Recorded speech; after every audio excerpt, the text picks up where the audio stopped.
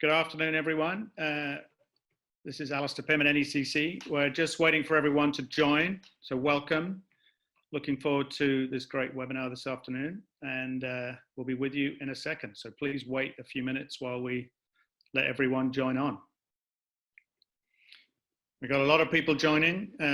We were not quite sure how many people to expect today. We had nearly 500 registers, so there's only 150 so far, so we'll wait a little bit longer. Okay, good afternoon, everyone, and good evening to those calling in from Europe. I'm Alistair Pym, the Vice President of Innovation and Partnerships at NECC, and it's great to welcome you today to our first ever virtual Emerging Trend Series event. So normally we get about 50 to 70 people in the in-person events, and most of those are NECC members. But today, thanks to the coronavirus, and because we're all working from home, we had close to 500 register, and I see nearly 200 of you have joined today, so welcome. And I guess the good news, you know, there's at least some silver linings from this pandemic when we get more people to our meetings. But hope you're all safe and well during this pandemic, which is swirling all over us. Since many of you are new to NECC, I'm going to tell you a little bit about us. We're a non-profit business association with a mission to make the Northeast, that's the states of New York and New England, the best place to start and grow a successful clean tech company and to grow the clean energy economy as a whole in the region, with a unique mix of state-level policy advocacy, bit of regulatory work, market development, and nurturing clean tech innovation and entrepreneurship. And that last bit, the innovation part, includes running the Clean Tech Open Accelerator in the Northeast and our follow-on connection program, Navigate. So here in the Northeast, we have goals that are falling into line with the Paris Accord to reduce emissions between 80 and 100% by 2050. And one of the key pathways to meeting those goals is electrification. So we're excited to hold this panel this afternoon to learn more about the challenges and opportunities that this brings. I think the other reason we have a lot of people registering today is that we've partnered for this event with the MIT Enterprise Forum of Cambridge, where I've served on the Clean Tech Committee for the last 5 years. Now, the MIT Enterprise Forum serves early stage startups across all sectors and provides programs like Start Smart classes, mentoring, and launch clinics. So they share the passion of helping startups with NECC. I'd like to say a particular thank you to Alex Bock, who chaired the subcommittee for this event and led a great team that assembled the panel that we'll hear from this afternoon. And I'd also like to say a quick thank you to the rest of the group that helped put this together. Jill Feblowitz, Matt Bloom, Edison Almeida, Gabriel Marti, Andrea Morano, Jonathan Brandel, and Vanessa Fox. But sadly, it's the last event that this group will organize, as the MIT Enterprise Forum has decided to sunset this committee and focus on creating digital content and sharing that with other chapters worldwide. So the good news is that this group's swan song is so well attended. And then NECC, at NECC, we look forward to continuing to partner with them in new ways in the future. So we're fortunate to have Foley Hoag as one of our sponsors. And today, instead of them hosting us in their office in the Boston Seaport, they're providing their Zoom webinar platform for us to use, which has enabled us to accommodate more people and do it more securely than we could do on our own. And then they're also supporting us with their tech support team behind the scenes. So thank you, Jeff and Carlos, for keeping it all running smoothly. So with that, I'd like to thank Foley Hoag and introduce you to Mark Barnett. Mark is the co-chair of the Energy and Clean Tech Group and head of their renewable project finance and development practice. As such, he gets involved in all aspects of the clean tech industry, both helping startups get organized and funded, and then financing projects later on in their life. So, and I think especially in community solar. So Mark, looks like you are back, yep. Over to you for a quick few words. Thank you, Mark. Thank you, Alistair. And it's always a pleasure for Foley Hoag to be able to partner with NECC and the MIT Enterprise Forum. We're thrilled to be doing it in this unusual virtual format. I want to echo your sentiments and hoping everyone out there is staying safe and well in these unusual and challenging times.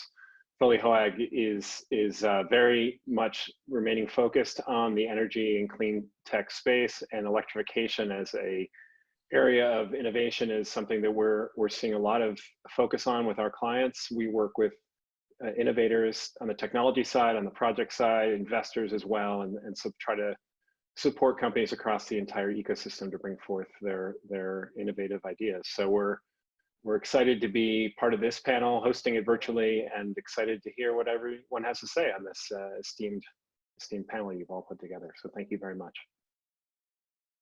Great, thanks Mark, and thanks again to Foley Hoag. So now, if I could go to the next slide, I wanted to spend a few seconds on the agenda for tonight's virtual event.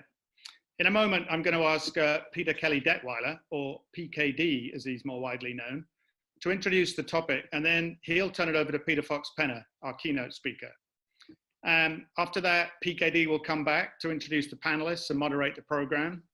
And before we move on to the speaking program, I wanted to let you know how you can ask questions to the speakers.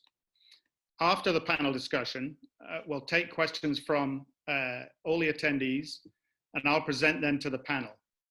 Now, if you look at the bottom of your screen, when you scroll down, you should see a Q&A box in the sort of off to the right a bit. And that's where you should submit your questions.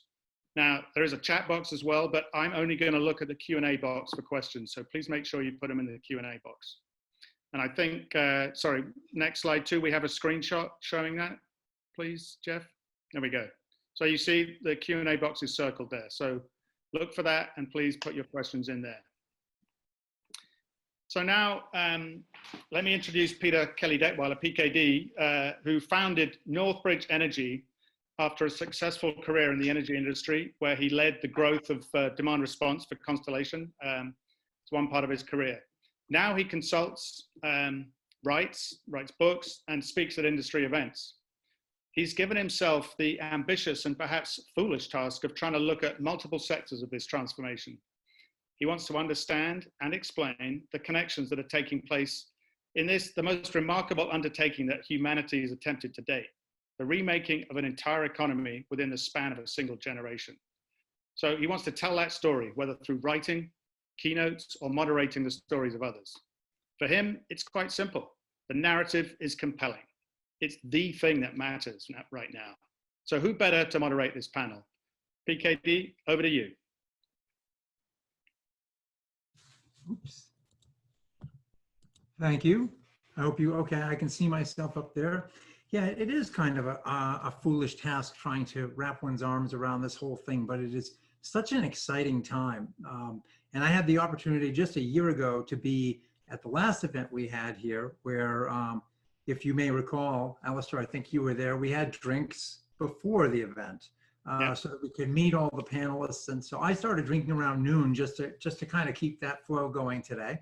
The one thing I would observe is that, yeah, we're in physical lockdown mode, but our brains aren't. The conversation keeps going. And whether we're in Zoom or some other platform, it's become an interesting time and in some ways more humane. We get to see each other's bookshelves, our kitchens, sometimes our pets and our children. And there's a little bit of forbearance we have now that maybe we didn't accord ourselves before as human beings. And so who knows, during the course of the next few hours, somebody's dog might walk into a frame, or maybe we find out that the neighbor's mowing the lawn. And we hope you all give us a little bit of patience with respect to that. So as we move forward in this transformation, certainly we're making great progress now in decarbonizing the electric grid. And we're seeing just with the impacts of COVID, with declining demand, that the percentages of renewables are zooming up, because we might not have raised the bridge, but we've lowered the river. And so we actually are seeing more integration. So that part of the grid is already happening. And certainly Peter Fox-Penner is gonna elucidate a lot of that in just a few minutes. He's got this great book that's coming out right now, Power After Carbon. I was scrolling through a couple pages online today and really looking forward to seeing that come out. So the grid itself, we're making great progress, but how do we then take these cleaner electrons and move into other areas where we're electrifying other sectors of the economy that also need to be made cleaner, whether it's in transportation, whether it's in industry, and whether it's in heating buildings, places we haven't yet made that electron go. So that's part of what we're going to talk about today are these business models. But before we talk about that, to set this up and discuss really the framework around this, who better than the other hyphenated Peter today, Peter Fox-Penner, whom the last time I saw in the flesh was a year ago at this event. So Dr. Fox-Penner, many of you know, is a leading thinker in this space. He's a founder and director of the Boston University Institute for Sustainable Energy and a professor of practice at the Questrom School of Business, where he teaches courses on sustainability and electric power. Oh, to be in one of those courses. I would love that. He's also partner and chief strategy officer of Energy Impact Partners, one of the world's largest dedicated clean energy private equity funds. He does a lot of other things as well. I can't introduce them all, but it's definitely worth checking out his page on LinkedIn just so you see what a colorful career he has had. And he's certainly a frequent speaker on energy topics. And again, I would highly recommend the book. It's coming out very, very shortly. And just a perusal through the pages suggests to me there's going to be some great content in there. And so, Peter, if you would take it away and set the stage for us, that would be wonderful. Thank you. Well, thank you, PKD. That was a very kind introduction. Hello, everybody, from Little Compton, Rhode Island, where I'm sheltering. I want to echo all the sentiments of the introducers, all three of them. You know, you're supposed to start a keynote speech with a joke or a funny story. It's a little hard to do that because, to be honest, we're all, or most of us, are in very lucky circumstances, and it's a very worrisome time for the world. But I appreciate what PKD said about the kind of informality. You're joining me in my home from all over the world. I welcome you here, and I will say, although that I appear to be in business attire, I can assure you that I'm wearing a very ripped pair of blue jeans and very old sneakers, and you all can't see that. So, but seriously, I hope everyone is safe. I'm really honored to be the keynoter in this event. I want to say a shout out to the people who put this together, Alex, Alistair, and their colleagues, the organizing committee, and the sponsors, because it's a really all-star panel here and a really timely topic. And I'm very fortunate to be able to introduce it. That's really all I'm going to be able to do, because as kind as PKD has been about my book, Power After Carbon, which you can see here, the book is in three parts. The first part is about electrification and basically how much electricity I think we will need in the developed world, it's mainly about the developed world, to cope with the climate crisis. And then the rest of the book, you might say, is about the supply side, pivots over to how we're going to do that. So what I'm going to do is, I think, hopefully set the stage for the much richer, deeper conversation amongst the panelists about how we're going to do electrification by just giving a few things in just, 10 minutes and no more, from the beginning of the book about the amount of electrification, the magnitude that we think we can expect and that we'll need to cope with the climate crisis. So if we could go to the next slide, please. This is the necessary setup. We know we're in a climate crisis. The world is warmed by 1.1 degrees centigrade. We're unfortunately on track to hit 1.5 degrees as soon as 2030. Arctic ice is melting, and we're not cutting our CO2 emissions nearly on the pace that we committed to in Paris, that we need to reach 1.5, much less 2. Although I will say that the sector that is furthest along is the sector that many of us are involved in and many of us are working very hard on and making great progress in, and that's the power sector, where emissions are down 29% from 2005 levels and falling every year and will continue for some time. So that's a bit of a good news story, but the rest of the story is how we're going to get the rest of the world's energy systems decarbonized, and how we're going to cope with the electric challenges, which is what the book is about and what this panel today is about. So in the next slide, if I could get it, please.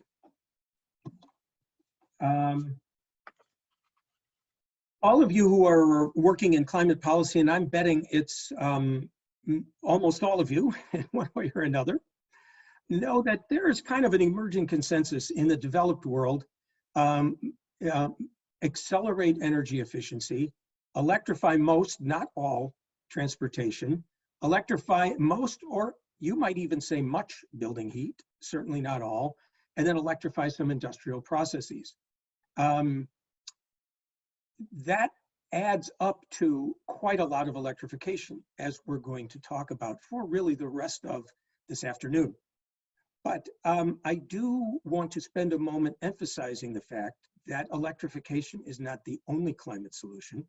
I know Patty's on representing National Grid, and they've done great work on the future of gas. We are clearly going to need clean gaseous and liquid fuels. We have some already, but we don't have them at scale, or in most cases at economical levels that will drop in and scale in consumption uses. But work needs to continue on that. I think that that's a really high priority for research, development, entrepreneurs. Many of you probably out there working on this problem. Please keep going. We're further behind than we are on the power grid, as those emissions numbers showed you. And there is an enormous amount to do. Half of industrial emissions are high temperature heat. That's 22% of US emissions, as you'll see. There's no electrification solution we know for cement. That's 7% of world greenhouse gas emissions, 5 to 7. And we know that building heat, not all buildings are going to be amenable to electric heating solutions, at least with foreseeable technologies. So with that clear message, let's move on for the rest of my remarks, and I think most of the rest of our conversation, to talk about the part of the solution that is electrification. And it's a very, very big part, half the solution according to the International Energy Agency. So if we could move on to the next slide. This is just a real simple, and I want to say unrealistic, just for illustration, what if calculation. And it simply sort of sets an upper bound, I think, for the size of the power grid we need here in the US if we converted all current uses of non-electricity to electricity, just BTU for BTU, but we also accounted for the fact that electricity delivers most end uses more efficiently, 3x about for transportation, 2x roughly for a lot of other things. And you can see, I won't go through the numbers in any detail. These will be posted, and these are all figures, by the way, from the book. And they'll be posted on the author's website at Boston University, and I think the NECEC will post them as well. So you about have to triple the grid, roughly, by 2050. And if we could see the next slide. Whether you increase 30 or 40 or 50 or 200% above the current grid really is a function of these forces. Again, this is a simplified illustration that's only very roughly quantitative, but many of you will be familiar with all of these forces that drive electricity demand. First of all, of course, GDP growth and population have been the historical drivers. GDP growth has been greatly decoupled from electricity demand growth. As you guys have seen, electricity demand has about been flat. I think GDP has been up almost 30% in the last decade. So That's been decoupled to a degree, but I think that will change, and that's relatively rare. Population growth is more directly linked to increases in electric demand, but even that's been decoupled lately. But I think also those will return to a degree, and they are the traditional drivers of the increases in electricity demand. What has offset them in the last 10 years here in the US and in Europe, many and other developed countries, you can see the other blue bar is the efficiency policies, both market-driven without government policies and also direct government policies, many utility efficiency programs, appliance efficiency standards, lots of state and federal programs. And they've sort of, between the two, have flattened each other here in the United States and Europe. We could adopt and should adopt, as we head into the next wave of climate policy, much stronger policies, and they could drive electricity demand negative, even with some electrification. But the question is how much vis-a-vis the amount of increase from electrification. That's the next bar on this graph. You can see that's going to drive electricity use up. I think it will drive it up into the range of at least a 50% increase in the grid, and maybe up to double when we electrify the things we can by 2050. And that's, to me, just my judgment as to the range. You can read a lot of discussion about this in the book. And there's one other wild card that I just find fascinating and interesting, and that is the role of artificial intelligence and edge computing. Clearly, that is going to increase the efficiency of electricity use in all segments. Very interesting paper on how that's going to affect industrial energy use, which wasn't where I was thinking the first applications are going to be. But I also think, as we've seen with Bitcoin, that some of the AI, machine learning, and other software-intensive algorithms have also increased energy demand, in some cases quite substantially. Bitcoin, by some estimates, is using more energy than the Republic of Ireland or Argentina. And so that's a bit of a wild card. They're shadowed. It could drive things up or down. But in the end, I think that's the range we'll be operating in. And if I could see the last slide to show you, I will show you some numbers from a number of deep decarbonization studies. So deep decarbonization studies, as many of you know, is the name given to researchers who look at an economy and ask how that whole economy can get to zero net carbon, or at least 80% decrease by 2050 across all energy uses, all applications, all sectors. And this, again, a figure from the book, and the details are in there, is a compilation of deep decarbonization studies as of about 11 months ago or 10 months ago, when the book had to lock in. And many of you will have seen more recent decarbonization studies. If you have a chance to send them to me, I'd love to see them and be able to update this, which I try to do on an ongoing basis. On the left-hand side, there's electricity sales in 2050 as a multiple of today's use. And you can see 1 is the second bar up. And in all these decarbonization studies, deep decarbonization studies from all over the world, the results cluster around 1. They're not up at 2 or 3 or even 1.5 where I think they are. So what's going on here? Well, most of these decarbonization studies, as I say, they're a year old. They use pathways models, much like E3's model. E3 may be on the phone, and their model is great, and I use it and quote it all the time. But I think that most of these studies, as I read them, assume very strong energy efficiency policies. One of them, for example, Portland, Oregon, that I remembered, assumes a 60% reduction in vehicle miles traveled, which is really an ambitious, and the only time we've seen that is now in the pandemic crisis. So these have very strong energy efficiency policies. And I wish we would adopt them. They also have, I think, relatively meager electrification compared to what will happen. So I think these studies as a whole, with the exception of the United Kingdom, which is up kind of in the range of my original what if, are in the range, are in a lower range, and I think they will shift up and cluster around 1.5. But that's just my own kind of thinking of how things will come out. So with that introduction, we're clearly going, in my view, going to need a substantially larger grid than we have. There is a lot of work to do in making electrification happen. It has started, especially in transportation, where there's very encouraging signs. It is happening to a lesser degree in buildings, and it is only in its infancy in industry. It is the work of our generation in part, along with the other climate challenges.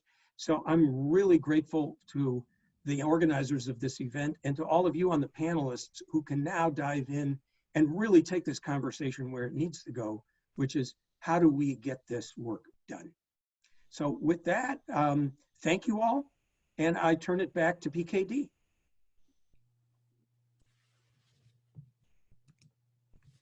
I'm unable to start the video. Can somebody start my video again, please?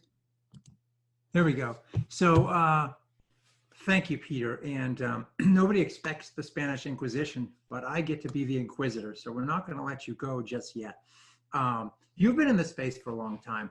I'm curious, what has, over, let's say, the last decade and a half, what surprised you the most from a pleasant point of view? Oh my goodness. That's hardly an inquisition, Peter. You'll have to work on your inquisitorial skills. Don't worry, I got But I've had many positive surprises since I wrote Smart Power a decade ago, and you can almost look back at it and benchmark the positive surprises.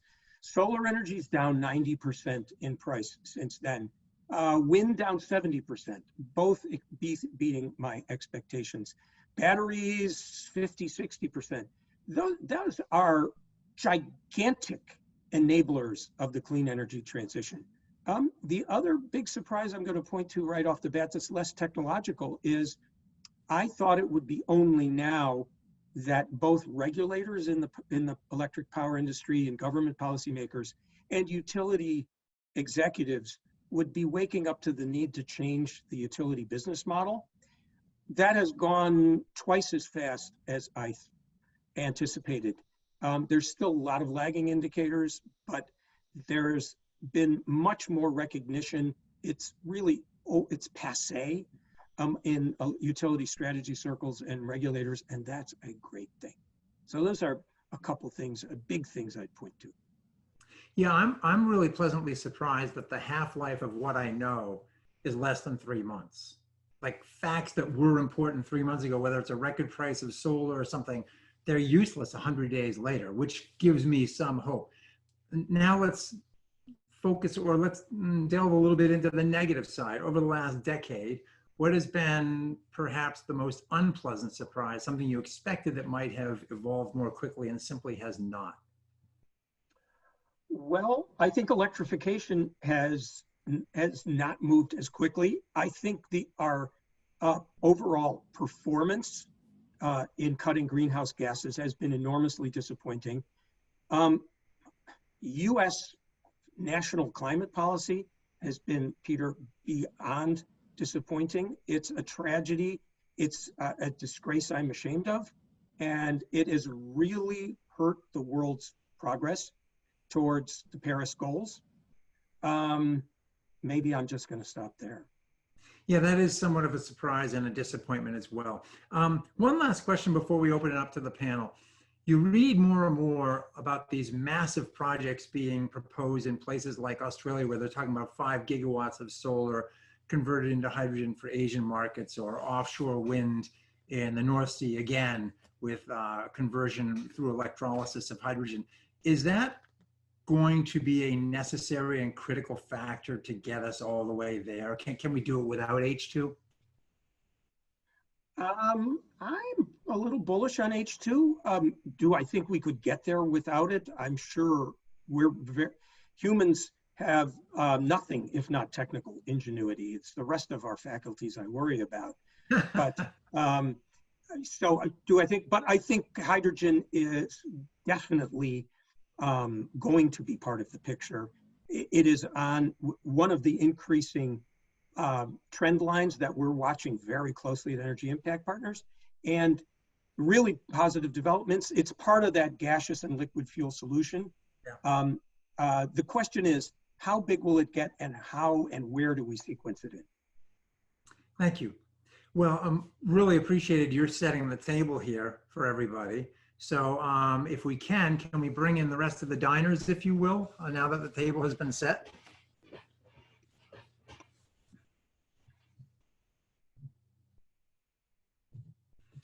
There we go. I see Judith. Good afternoon. Patty. How about Colin? Do we see Colin? There we go. And Robin. Okay, great. So what we have a great panel. One of the things I would observe is that this NEC MIT panel, in terms of the conversation, has been really focused over a long period of time on finding talent from a lot of different perspectives that can help inform the conversation. So what I want to do at this point, as we bring in the panelists, is outsource the introductions, because it's something that I'm really bad at. And I like to have the panelists introduce themselves for about 3 minutes. So I'll give you the titles, and then afterwards I'm just going to ask each one of you, and I'll give you the order in a second, to introduce yourselves and roughly in 3 minutes what you do at the company that you work for, or the organization you work for, and then how does that essentially tie into the topic at hand today, which is this, new business models and electrification. So with us today, we have Patty Diorio, who's Vice President for U.S. Strategy at National Grid. We have Judith Judson, who's Vice President for Distributed Energy Systems at Ameresco and formerly head of the Massachusetts Department of Energy Resources. So I'm going to ask her to wear both hats in the conversation. We have Colin Murchie, who is Senior Director of Business Development at EVgo. And then we have Robin Beavers, who's CEO and co-founder of Blueprint Power, And since we're going to talk about this, I think from a framework first and then delve down into specific applications, what I'd like to do is start with Judith and then Patty and then Colin and then Robin. So Judith and Patty setting the frame at sort of the higher level, how from a policy perspective first, Judith, and then I'll also have you talk about Ameresco. And then Patty, you're dealing with integrating all these business models into the grid. So what does that look like? And then you also have your investment arm as well. And then, Colin, you're working to build out this infrastructure, among other things, to enable electrical transportation. And then Robin, you're working on making the building space a whole lot cleaner. So if we can go in that order, would be wonderful. Judith, can you introduce yourself and what you're working on today, and also how you see this from that perspective of having been formulating policy for some time? Sure, absolutely. Can you hear me? Yep. All working? Great. Okay. Well, welcome to the corner of my dining room. I'm Judith Judson, Vice President of Distributed Energy Systems for Ameresco. As Peter said, I joined Ameresco recently in January, a couple months before the pandemic started, and previously was Commissioner at the Department of Energy Resources in Massachusetts. So first off, I just want to say thank you for hosting this event today. I want to thank Alistair and NECC and Foley Hoag and Mark Burnett, as well as the two Peters here for their, I think, terrific opening remarks. And I'm really excited to read your book, both your books. You both have books, really excited. I know I've been doing more reading now that I have less time commuting, which has been nice. But I do miss the personal interaction of being in the office and just doing everything remotely, but it affords other ways to get to know people as well. So in terms of what I'm doing at Ameresco, and then I'll talk big picture. Ameresco was founded 20 years ago, headquartered here in Massachusetts, and was focused on energy efficiency. And we just heard a lot about energy efficiency being discussed, and that's fundamental to any solution in terms of decarbonizing our energy sector. But since then, very customer focused, a lot of interest from customers in adding distributed energy, solar, now storage. And I think what we're really seeing now, and a big area of focus, is in resilience and microgrids. So looking at the big picture, back when I was at the state put out a comprehensive energy plan. And one of the things it showed is that in order to really reduce emissions, we need to leverage all the clean energy that's gone into our electric sector. We're much further along in the power sector than in other areas, and utilize that electricity for powering transportation, for heating our homes and businesses.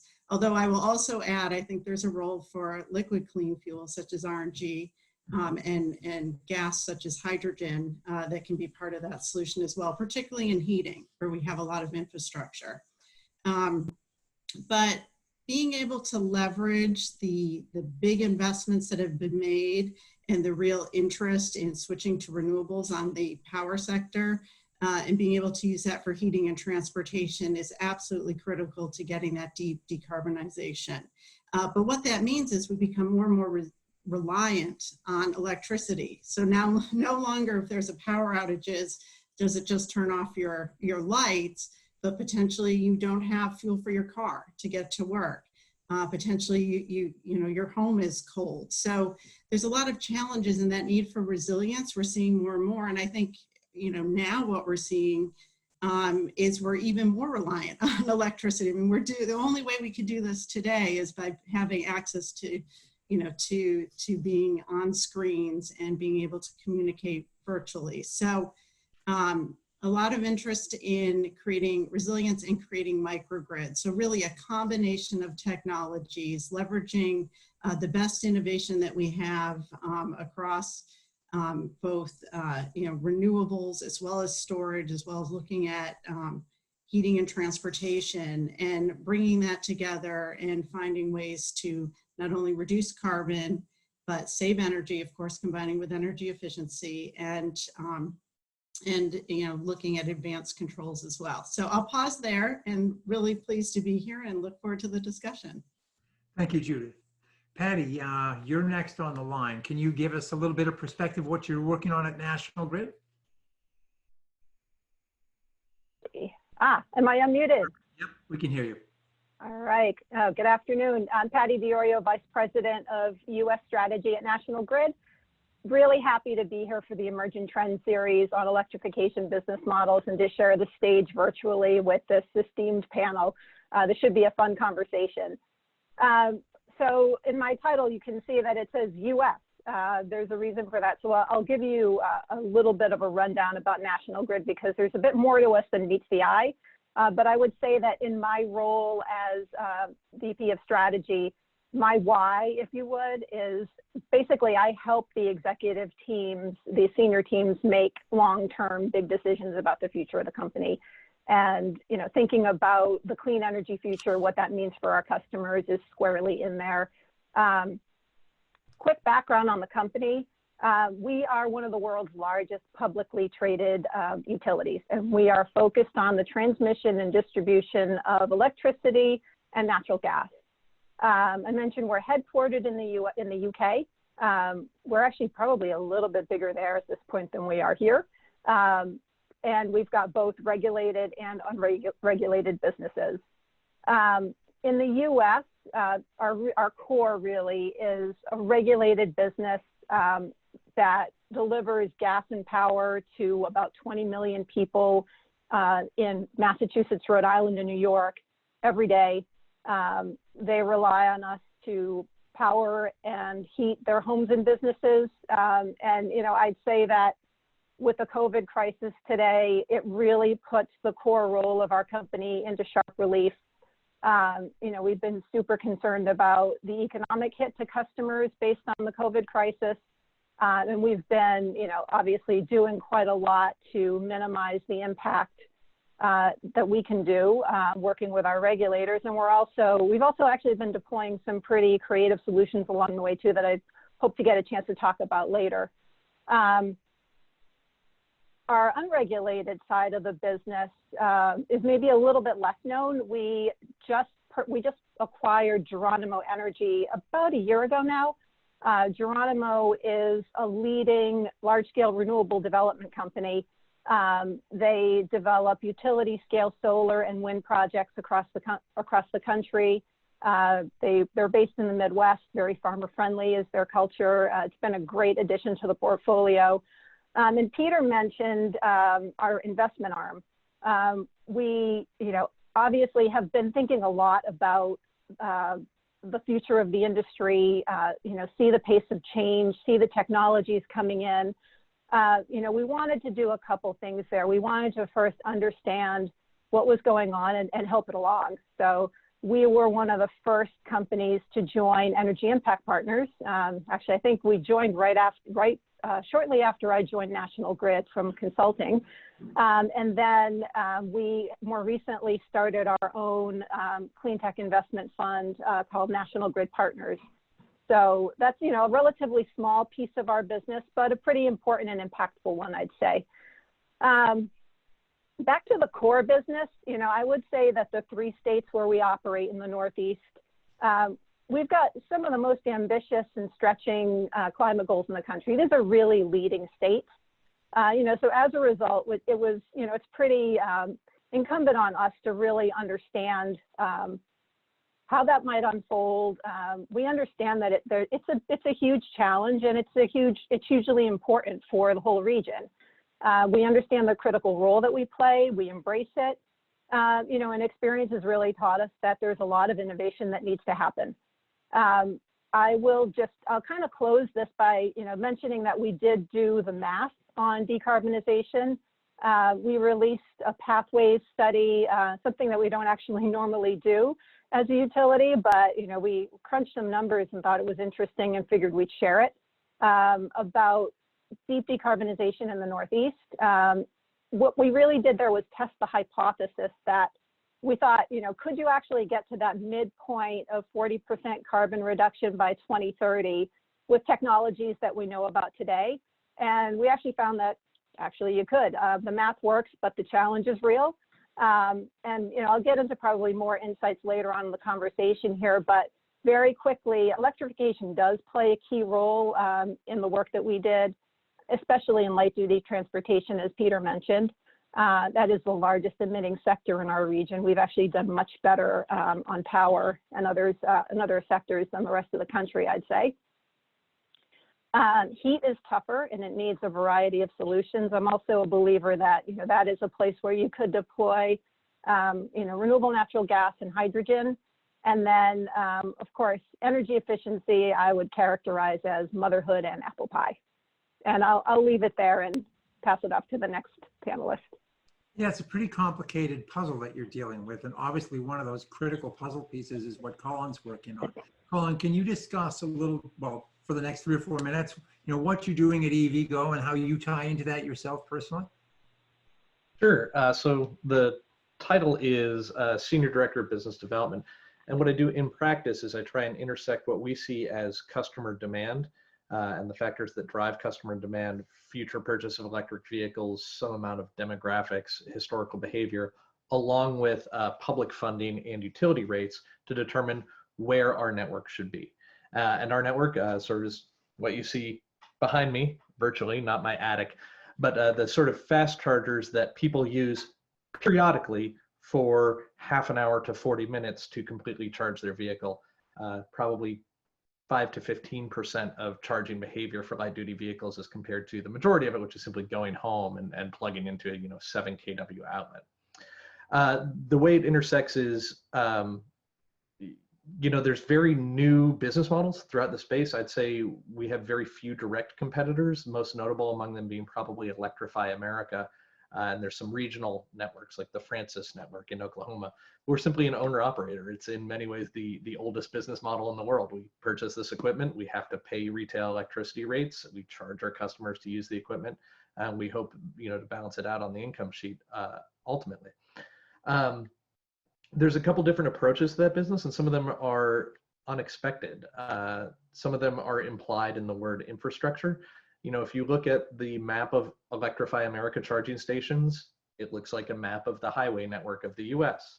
If you look at a map of EVgo charging stations, it looks like a picture of the US at night. So there's, you know, a couple different approaches inherent there. It's, you know, is this sort of fast charging primarily a corridor use? Is it to address what's called range anxiety in our space, which I think is a little bit too much of a buzzword? Or is it resiliency use, a lifestyle use, something where you build many more stations, each having fewer chargers closer to where your users sort of live, work, and play? And that brings up some interesting precedents, you know, in the utility space. It gets to what is perhaps one of the oldest debates in the utility space, which is, what is the utility's role? What should they own versus what should the market own? And, you know, a part of my job is figuring out what that answer is and where, because I don't think it's the same in an urban core as it is in a rural corridor. It also involves a lot of work with rate design. You know, rate design, retail rate design is the single biggest economic determinant of the spread of electrification, light duty transportation, electrification infrastructure in the US. So we end up in a lot of the very typical, you know, rate design debates. One of the best taglines I heard on that recently was, you know, I was talking to Nasuka about beneficial electrification. You know, David Springa said to me, if you say you are bringing net financial benefits to the grid, then my response is your rate is wrong and needs to be redesigned, because you shouldn't be giving up, you know, those benefits. And then we also have a lot of equity issues. You know, transportation equity issues are real. In our space, it's actually interesting because, as with a lot of the rest of the transportation debate, we find the most difficult equity case to be rural populations as opposed to low-income populations. Now, there is to some degree correlation there, but really what we have to find is a certain density of usage, which comes with EV adoption and comes with density of users. You can find that in an urban location of almost any income, but it becomes more difficult in rural locations. And frankly, I think that's also a population that's left out of a lot of the rest of transport decarbonization discussions. You know, there's a whole lot of discussion of transport use, and there's, you know, a general, you know, I would say disdain for the car in a lot of this discussion, and that's fine and probably appropriate in the cities, but we do need an answer for decarbonizing transportation in the next 10 years in the suburbs and rural areas, and hopefully we can be a part of that. Yeah. Thanks. And before I let you go, that solar array in your attic connected to the charger. Yes. Can you, is that not connected to the grid and solely a combination of solar array plus battery tied to a charger? What are we looking at? That would be cool, isn't it? No. This is our Baker, California. No, I would love that case, but this is a grid connected solar array. I believe there are, in fact, sort of hiding in the, let me see if I can point at it correctly. This enclosure are, in fact, some second life batteries, which are recycled, you know, EV batteries. And the grid is powering the charger, but it's a relatively modest fraction of the charging there.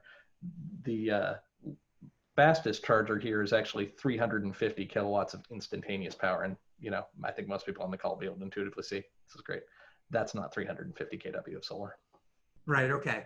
And that's like 350 kW is like a large grocery store in terms of instantaneous draw, right? Somewhere in that. It is, although it's also more like 3 or 4 residential loads in terms of annual kWh. Okay. You know, one thing is, I don't hear a lot of people talking about the coming infrastructural crisis of people building new grocery stores. And so I think there's similarly a tendency to be a little too doom and gloom about the strain of EV charging on the grid. Great, thank you, Colin. So Robin, your resume is just kind of mind-blowing in terms of your last jobs at intersection of energy and data. There are a few people that I think have your innate knowledge of how those two pieces tie together, and obviously you're bringing those together in your new venture here. Can you talk to us about, you know, what you're doing right now and a little bit about how your background has informed where you are at this moment in time? Sure. Well, thank you for that. Hi, everyone. This is Robin Beavers. I'm the CEO of Blueprint Power. So yeah, just real quickly on my background, I've had a lot of different vantage points of the new grid and the kind of new energy economy. I started my career at Google 15 years ago, where I launched Google's first green operations team. So that the real cutting edge stuff back then was putting a lot of solar panels on a roof, which luckily is now a well-running industry.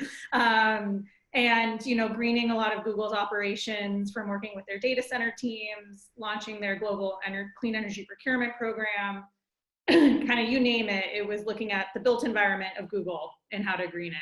And that's what got me hooked. So since then, I've spent time at the DOE, I've worked at Vestas internationally in the wind industry, and then became more excited about the future of distributed generation. Spent time at NRG as their Senior Vice President of Innovation, launching a lot of their microgrid research. And yeah, a lot of those experiences have definitely informed the thesis of Blueprint. But also a lot of what Blueprint is doing now is all thanks to timing. So market timing in terms of readiness for what we're doing, policy evolution, which I'm happy to talk about, but also the commercialization of a lot of these clean energy options that we're all discussing, with things like solar and battery energy storage, even energy efficiency technologies and approaches have become so much cheaper and a lot better. You can start now applying new business models to them and layering on modern software and data applications to keep enhancing the value of this new type of infrastructure. So that's what Blueprint is doing. We're very much a software and data platform that's helping buildings become flexible resources for the grid. So what that means is, as distributed generation finds itself more and more behind the meter at buildings, that means they can actually intersect with the load of those buildings, and the building itself becomes an optimized, flexible resource. And so what that means then is that the real estate industry is now very important to the future of energy. They're no longer just consumers, they're actually active participants in it. I think it's a theme a lot of us have been thinking about for a long time, but it's happening now in a lot of places, and the real estate industry is excited about it. So a lot of our work is building our product and delivering that to our customers, but it's also about expanding the business model and the financial value for buildings that are decarbonizing for the real estate industry.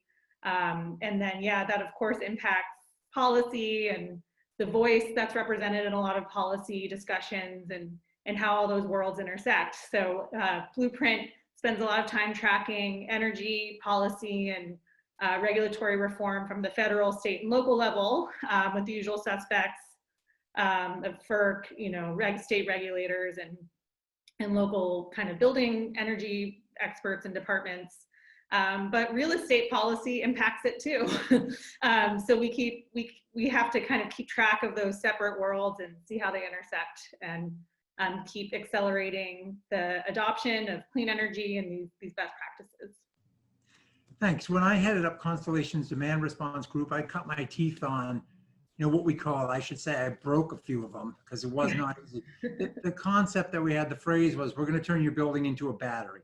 Mm-hmm. In some senses we could, because you could take that thermal mass and treat it as a thermal flywheel. Yeah. And change your HVAC temperature settings and maybe stop an elevator bank and then sell that capacity or high priced energy into the grid.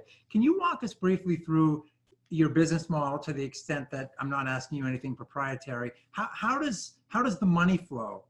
How does the customer benefit, and how do you all benefit in that process? Sure. So one of the exciting kind of energy regulatory trends in certain parts of the country and certain parts of the world is that distributed generation is increasingly allowed access to either wholesale power markets or more utility quote unquote markets. And one way to think about it is, very like well-coordinated distributed generation can make money the same way centralized power plants make money. That's like a new kind of emerging trend. So that is actual market revenue that these distributed energy assets, or in Blueprint's case, buildings, can be generating as market participants. So that's one interesting trend. Another thing is, as other new types of electricity customers emerge, such as cars and buses, or even more buildings as they electrify, there will be an increase in local demand for intelligent dynamic supply.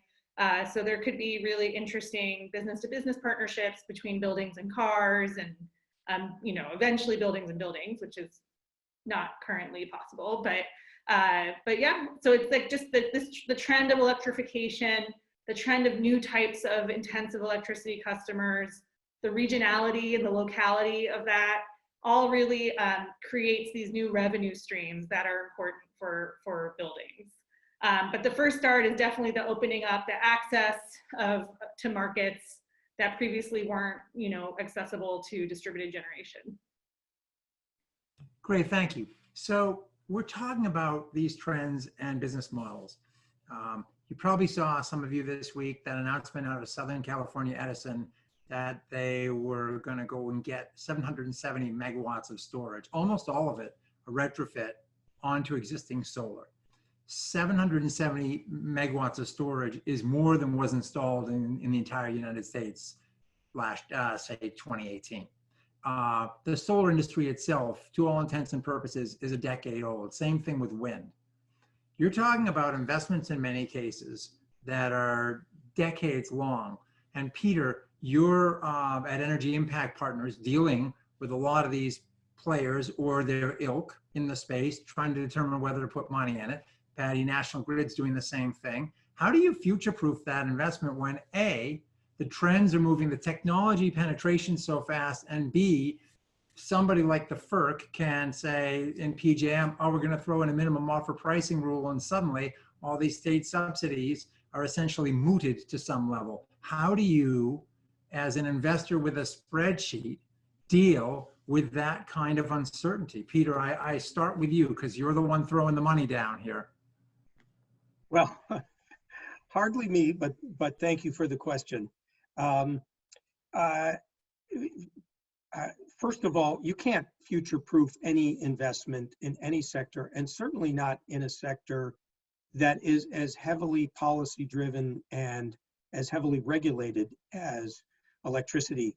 It is, I tell my students this all the time, it is one of the most extensively regulated industries in the world by far, and that's unlikely to change. So therefore, we try to skate where the puck is going, like every other smart investor. And I also think, Peter, that there are some long-term trends that are being pushed both by policy. I mean, there is a global consensus that we must deal with the climate crisis. The United States is completely at, odd, and I think temporarily not in sync with that. And the majority of American voters are in sync with that. Vast majority of American state governments are in sync with that, and city governments. So you see that there is a policy direction to that. And you also see that markets and investors are moving. We also have BlackRock's statement. So while you can't micro protect against some new dimension of FERC Order 841 or a Public Service Commission, the trends are pretty strong. And technologies, once they're installed, they're long-term in this business. If you have a contract that will, amortize a storage facility, I would say, in my experience, which is quite a long time, it's pretty unlikely to be abrogated. And that's really, really critical to causing the clean energy transformation from distributed generation all the way up to very large wind farms. Thanks. I was talking to the folks at NECEC, and they were telling me about a particular battery installation that they've already moved. First, it was in Hawaii. Then that use case changed, so they located it to California. That use case changed, and now it's in Puerto Rico. You dropped a breadcrumb on that trail there when you were talking about Larry Fink and his BlackRock statement. Can you just articulate really quickly what he said in that January statement and why it matters? Well, as most of you know, BlackRock's the largest investment manager in the world. Larry Fink, the CEO, made a very important statement in January that said that in all their investments, not just in their quote unquote green investments, but in all their investments, they would view climate change as a primary positive driver and also as a primary risk. And that even more broadly and more momentously for someone trained as an economist originally, he said that capitalism itself was changing and had to adapt to the imperative of sustainability.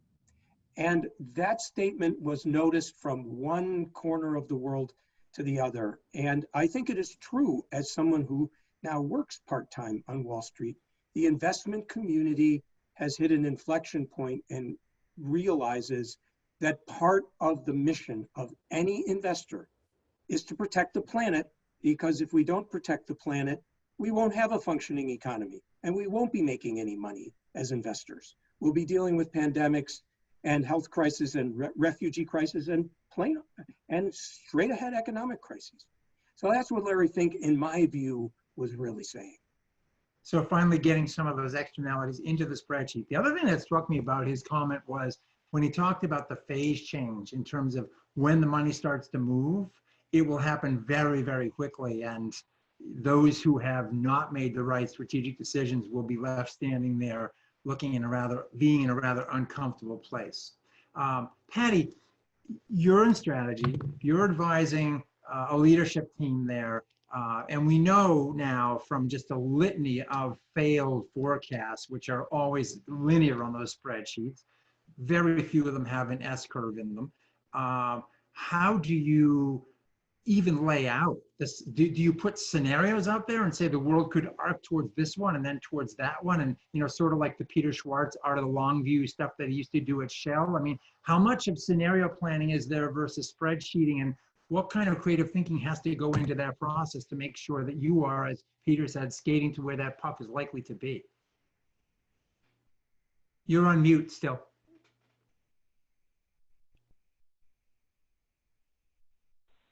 All right, is that better? All right. Yep. Yeah, I mean, so yeah, you said the magic word. We do actually all of the above. Obviously, there are a lot of spreadsheets that go on, but like a lot of other top infrastructure investment companies and companies that are just owner-operators of big, long-lived, capital-intensive assets, we do our own scenario planning exercises with the senior leadership team on a routine basis. So yeah, we are always thinking about, before we make these big long-term decisions, where's value shifting? How could the world turn out? They're not forecasts, so I don't feel terribly badly when some of them are wrong, but they are just kind of stretching, directional views of how the world could play out, and they're hugely important for us.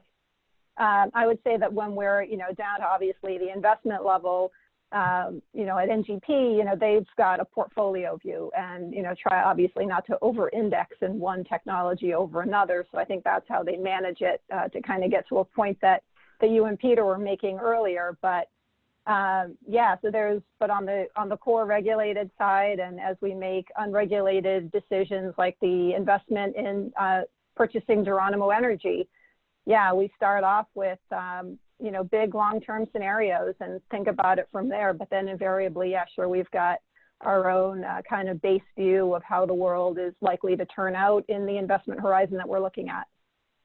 How often do you revisit that? I'm thinking, for example, if you had 10 years ago said, oh, Pete, or to the whole panel, 10 years from now in 2020, solar and wind will be the cheapest sources of electricity in the world, and we would have looked at you pityingly and wished that we had your diluted view before we carted you off to the madhouse.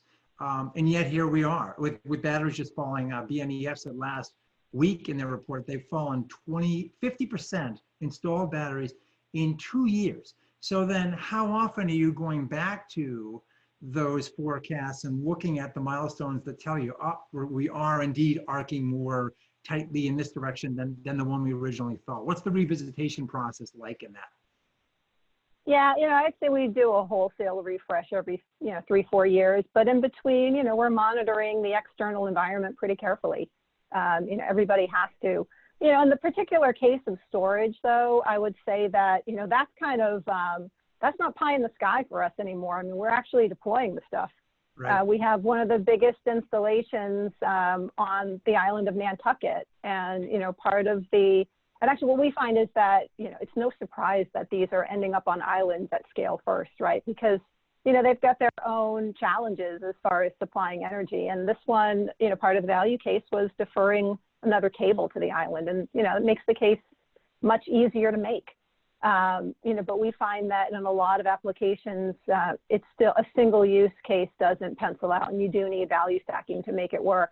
But yeah, our engineers, are really, getting used to that technology, and it's kind of become a grid kit, if you will, an option that they'll look at in certain situations. But, we're still finding that the places where it actually does generate customer benefit, they're not everywhere.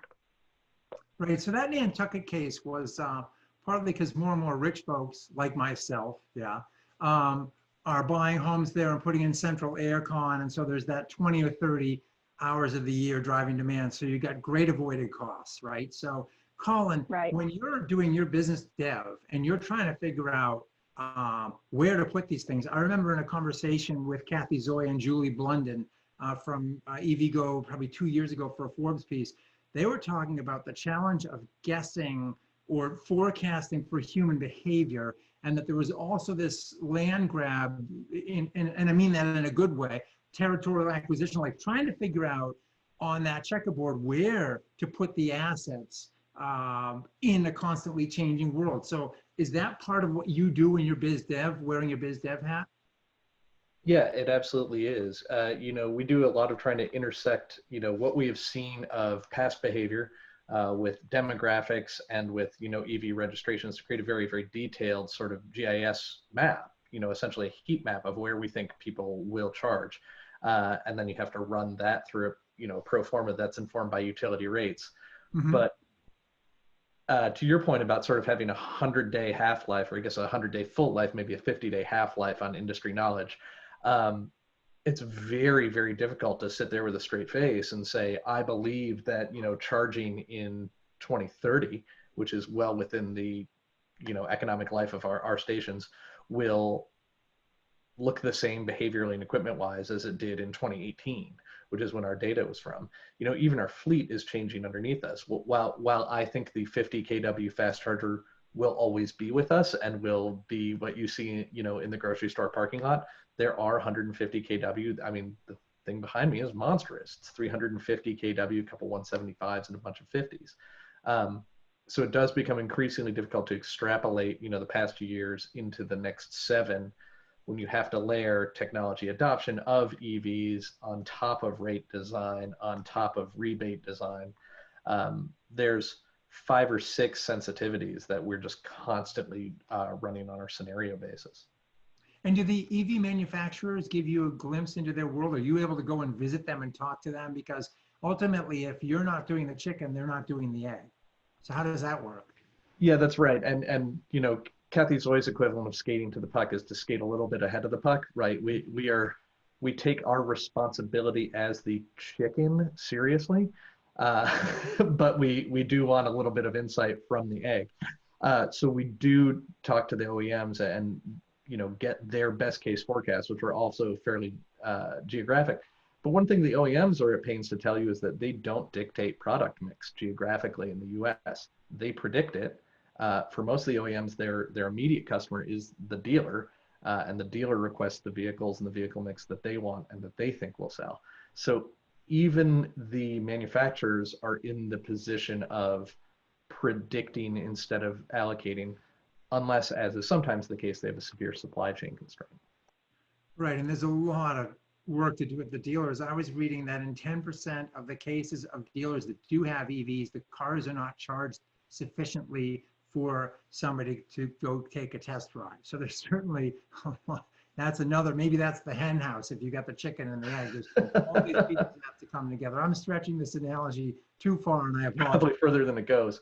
But yeah, there absolutely is. I mean, you know, I was at just anecdotally, I was at the Maryland EV work group a few weeks back, and we were talking about, you know, which dealerships have had the most success selling vehicles. And we were saying, you know, which dealerships. And it turned out we had all purchased, you know, those of us who owned a specific make of vehicle had all purchased it from the same individual at the same dealer in Maryland, who had become the sort of go-to that all the other dealers and all the other people say, oh, go talk to Sven. Sven knows how to sell these things. He can actually, you know, tell you the features. Wow. Robin, you're next up, so get ready. But I got a real quick story. So I have my Hyundai Ioniq, lease it, take it to go charge at a competitor. It was free, so I had to do it. Sorry, Colin. And didn't get any electrons. Got home, put in my 120 charger. Next morning, woke up, checked the car, still only had 28 miles of range. Called Hyundai, got the customer care national on the phone, said, here's what's going on. You got to be able to do some kind of a reset so I can charge my car because nothing's flowing. It's all plugged in, the light's on, etc. He goes, well, let me go through the manual with you.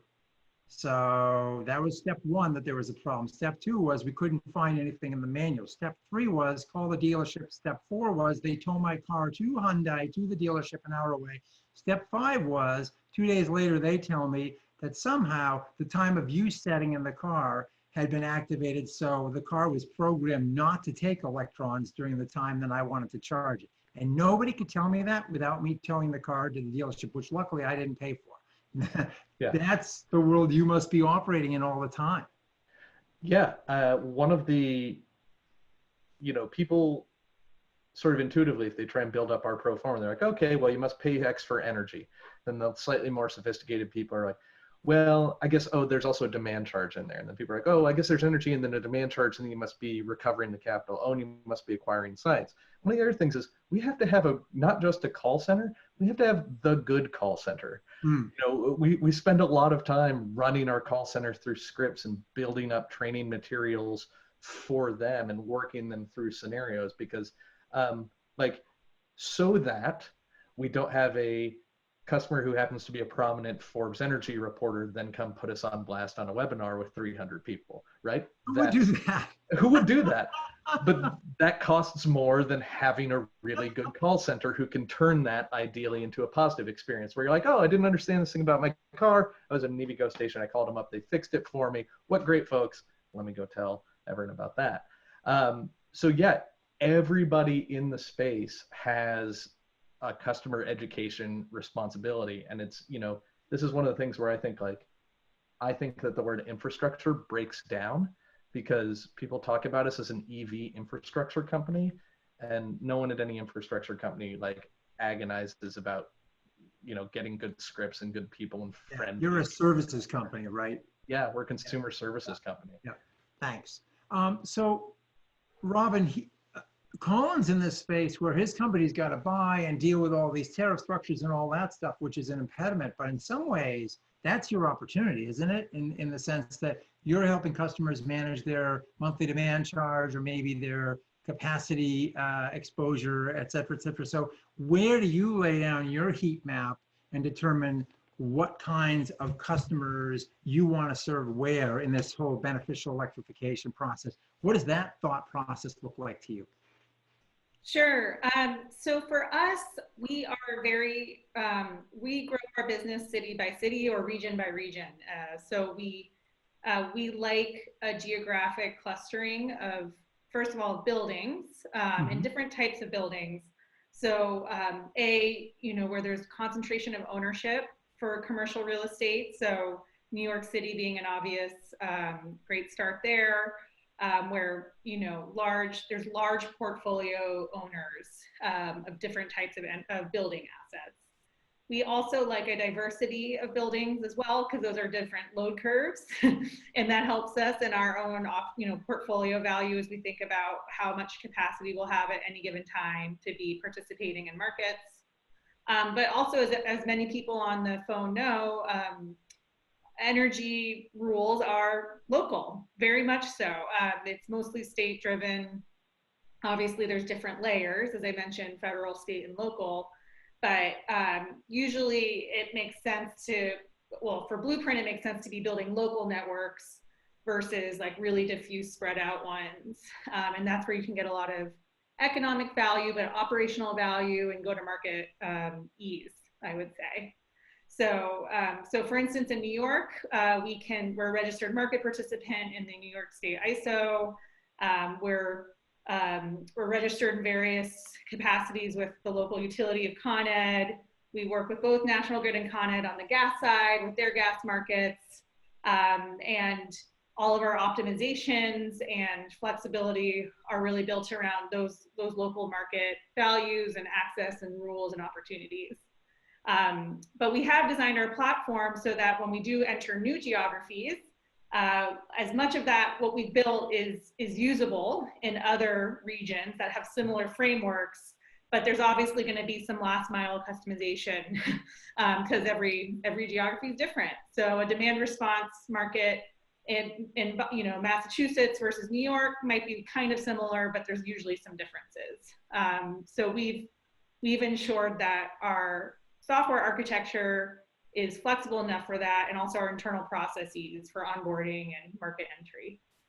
Thank you. So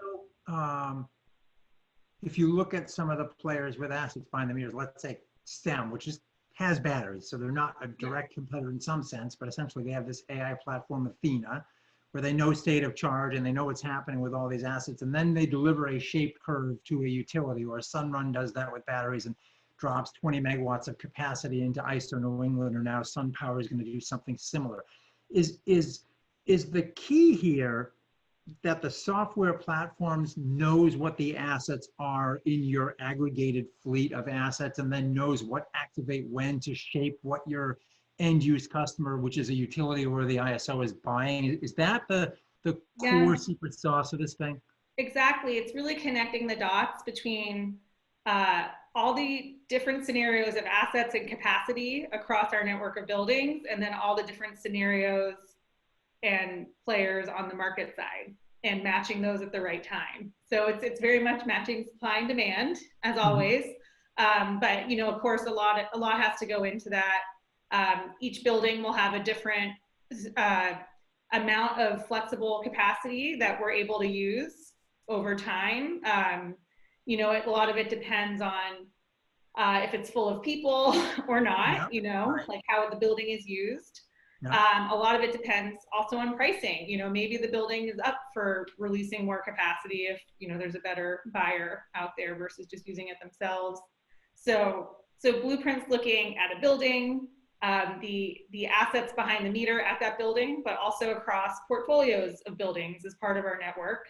And there's tons of optimizations, tons of constant monitoring and measuring we're doing there to always know what we have available. And then we're doing the same thing on the market side. So as we know, the wholesale markets, there are a number of different markets. They all have different seasonality and values and what they're looking for. And same thing with utility programs and demand response markets.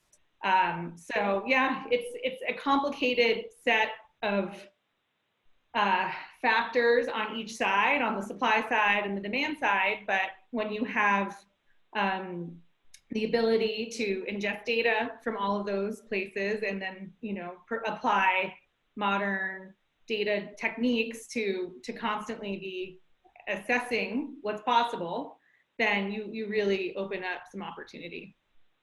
Thank you. I hope someone's told you there are easier ways to make money than what you're working at. I know, trust me.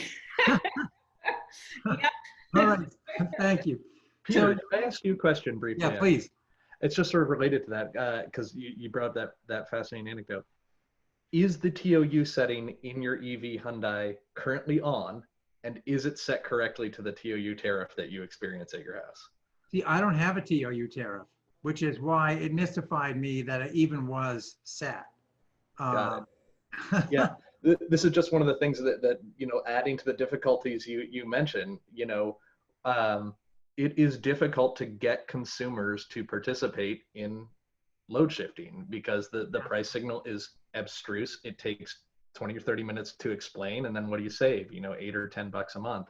And that's Yep. so heartbreaking on the residential side, because the residential load on EVs is so manageable from an engineering perspective. Yeah.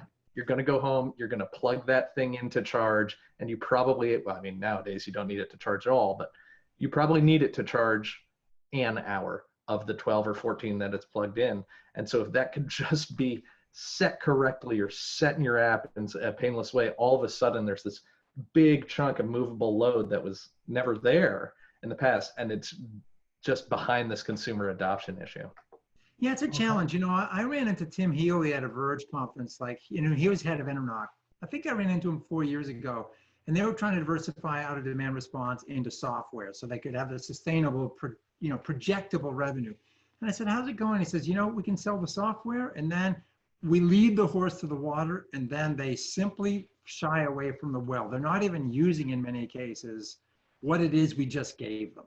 And so certainly I know that's a frustration across the space. And Judith, you're sitting up there, and you knew I was eventually going to come back to you. And now I'm going to put you sort of on the hot seat. So we were just talking about supply and demand.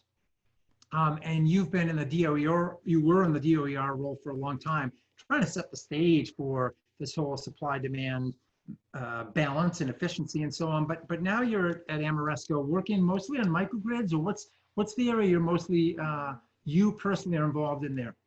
Yeah, I mean, it's not just microgrids. I would say Ameresco is very customer driven. So our solution ties to what our customers are looking for.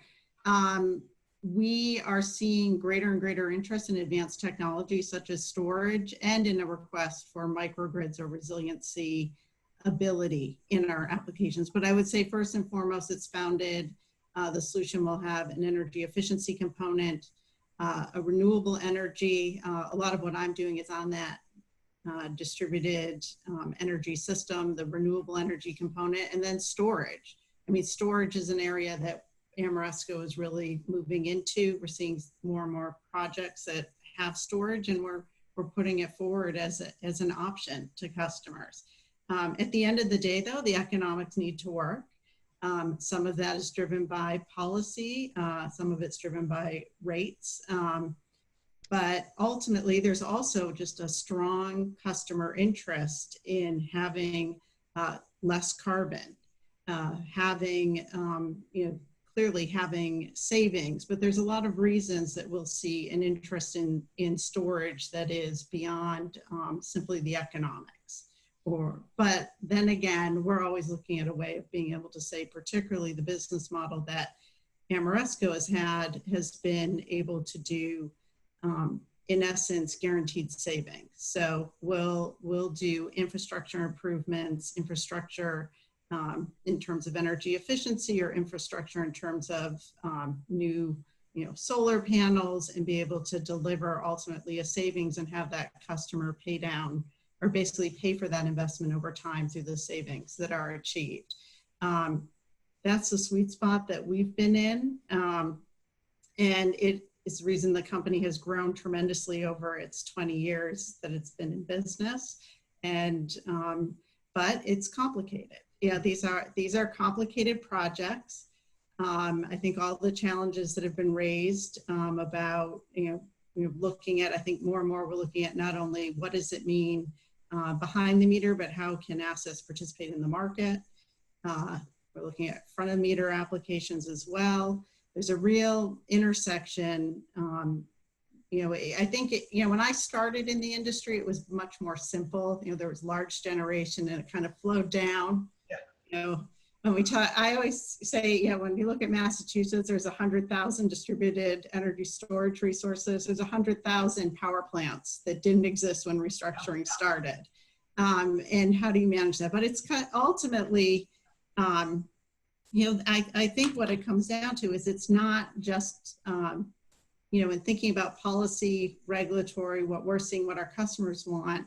Customers want to be involved in their energy to the extent that they want to have certain cost savings, they want to have certain carbon reductions, they want to be part of showing that they're sustainable, they want to have resiliency, but they want it to be convenient as well. And that's where Ameresco can come in and operate infrastructure and provide that seamless, put together of a complicated project for customers. Thank you. So I remember, well, a couple of years ago, I interviewed Jeff Van Eckelt from Hen Armstrong. Finances a lot of big renewables, and he financed, if I recall, Amoresco's Paris Island microgrid, which was this really complex project down there in the Marine Corps base with renewables and cogen efficiency and the whole kit and caboodle. In your role, do you have to actually help line up the financing? What piece of these, and you're all behind the meter, is that right? What you do? We'll do front of meter as well. What about you though, specifically in your role? I've done both so far. Okay. Yeah. And then do you have to choose the money too? Well, I mean, I'm not personally raising the funds, but I work with our finance team. Okay. Absolutely. We need to, we do not move forward with a project without lining up, the financing and making sure that there's a way to do that. I think that what I've been impressed by Amoresco about is the number of different financing facilities that the company has because of a very strong track record in delivering projects. So we have different ways that can be financed from the customer perspective, but in terms of ultimately getting the capital to do the infrastructure, we have different mechanisms and work with a variety of partners. Amoresco is publicly traded. It's has almost $1 billion in revenue, done $6 billion in energy projects, and has a strong reputation on Wall Street for being able to deliver projects. Thanks. So Peter Asmus, who's the microgrid specialist at Navigant, now Guidehouse, used to say, and others have said it too, if you've seen one microgrid, you've seen one microgrid. Right. And because of that bespoke nature of it, in the past, adoption was pretty slow. But now as the Lego building blocks get a little bit easier, are we at a phase where we're going to see more, and also it seems there's more need and awareness that resilience is becoming something we're maybe paying for? Are we likely to see microgrid, climb out of the crib and start to walk across the room and really grow? I think definitely you're going to see microgrids continue to grow. From what I've seen so far, when I joined the company, there's a lot of interest in California after the fires in having microgrids, not only microgrids that are necessarily at a customer location, but microgrids at a substation with utilities, being able to, in essence, manage the system such that if there's an outage on a transmission line, you can keep power in a local area. That's an opportunity that we've seen grow, and just a lot of interest in California because of some of the weather challenges, but we're seeing that here as well on the coast. I think as you're at the Paris Island, I was supposed to go see that in March, and unfortunately that trip ended up getting canceled, but I've definitely seen seen it virtually. And, that was with the federal government, and the federal government has been early into microgrids because there has been a push from the Department of Defense to be able to have resilience, to be able to have, if necessary, independence from the grid, and being able to always have operations running, and a real strategic value in being able to do that. Ultimately, though, they'll look for good economic solutions, and that project is. But we're seeing that now from municipalities. We're seeing that from municipalities on the coast. They're seeing power outages. They want to be able to microgrid. We're seeing it from large real estate developers who have customers that are very dependent on electricity. Some of these large companies that are in the internet space or others. And of course, also coupled with an interest in reducing carbon. So I think we're going to continue to see these to grow. I think we need to think strategically about how what customers are asking for can work, and work with the existing utility model, and how perhaps that utility model evolves. I know Amoresco's happy to own generation and then work with utilities to enable them to utilize that to microgrid the system. There could be ways to work together to do that in terms of new business models, or you do it at just a single building or facility that doesn't, expand more broadly. But what we're seeing is there is an interest in, a campus. I guess that's the other thing. We're seeing microgrids for campuses where there's multiple buildings involved. Again, at a military base, you can segment it quite neatly. Other areas, you can segment maybe a university, but some of the larger real estate portfolios or municipalities, I think that thinking is, is continuing to evolve. I think I think there's a great opportunity for utilities and energy developers, the developers who are, on the phone today, who are developing either generation storage, interactive buildings, interactive EV chargers, to be able to work together in a way to make our entire grid more resilient. Thank you. So Patty, it's not called a service territory for nothing. All the actors in the space, whether it's Ameresco discussing a microgrid, or whether Robin's working on storage generation behind the meter, Colin trying to figure out where to put these EV chargers, dealing with demand charge issues, maybe putting a battery in as an intermediary, they all got to go through the local utility for justifiable reasons, because there's power reliability and so on and so forth. When I was actually working with Alistair's team a few years ago in Rhode Island, it wasn't called grid modernization. There was some other term they used for it, but part of the conversation was around trying to figure out what the utilities needed, when they needed it, and where they needed it. And in the sense that the value was very locationally specific and time dependent, but that they often couldn't get access to that information. There was discussion, for example, of an information portal, something that would be password protected, that would allow vendors like Colin and Robin and Judith to go in and know where the value was the greatest to help you in the furtherance of your mission of serving customers. Can you talk to us a little bit about that, the paramount importance of data and how you think about that as a utility? I'll take a shot at it. Let me unpack that one a little bit, because that's a loaded question. Yeah. It is true that, the grid is getting more and more complicated, and we are very much aware of that. And we've got projects going on across the footprint, all 3 states. We do have, to one degree or another, some distribution automation going on, things like smart reclosers, volt var optimization, solutions that really give us higher visibility into the grid. I mean, you have to remember that it literally was designed to go one way, right? And that's the way the power flowed for the longest time, and now it's changing. So, we're in the middle of doing that.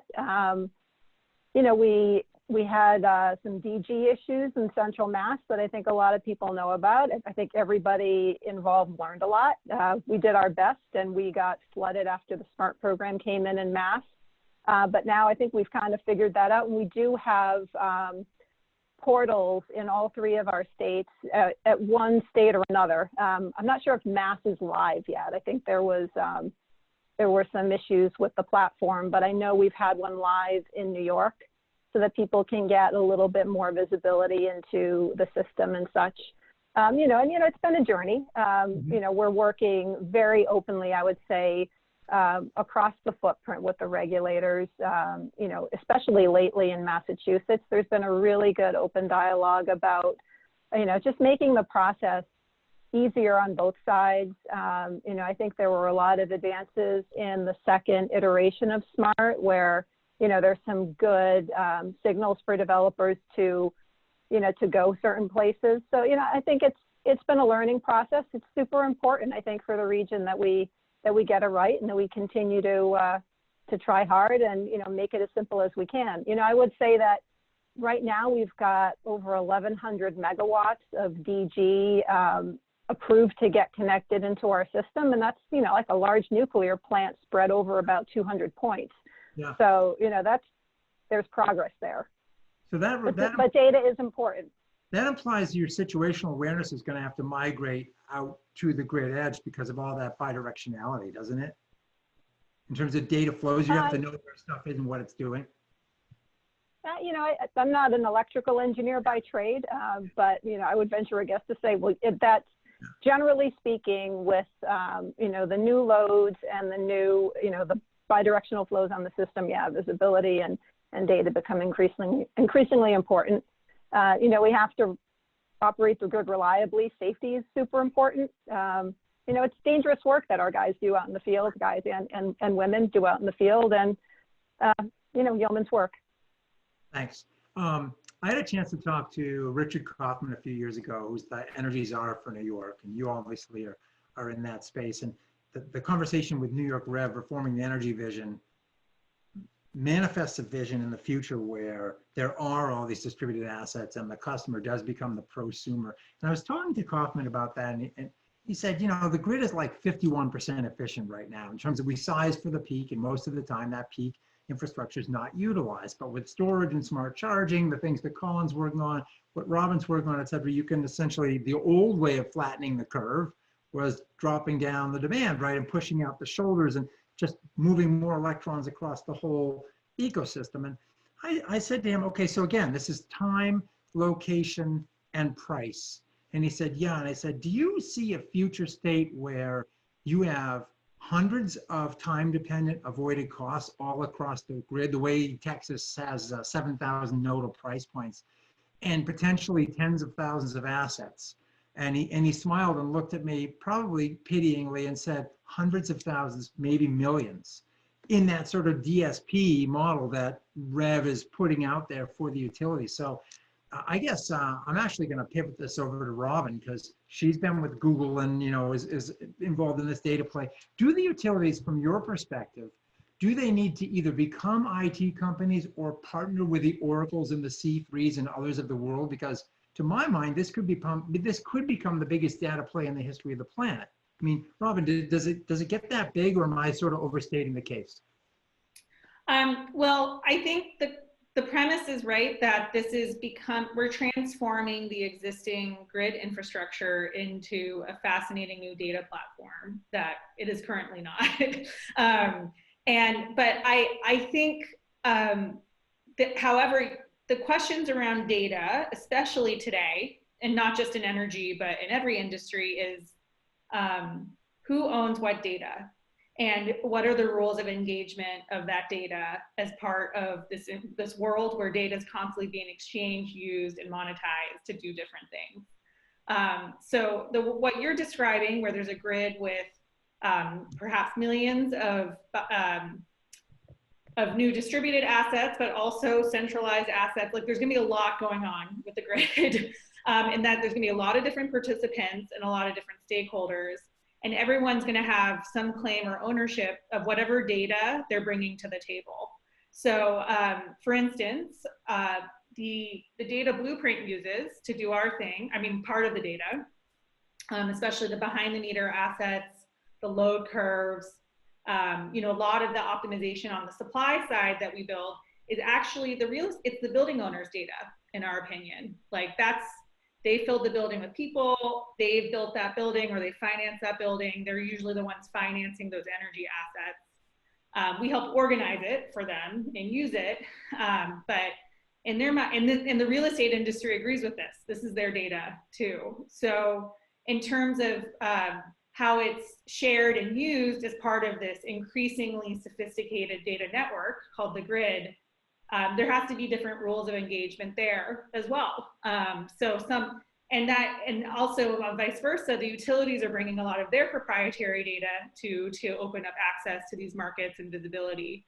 So that engagement, I think, is really what it's a rules of engagement question, as well as opposed to, like, will a lot of data be very important for the grid?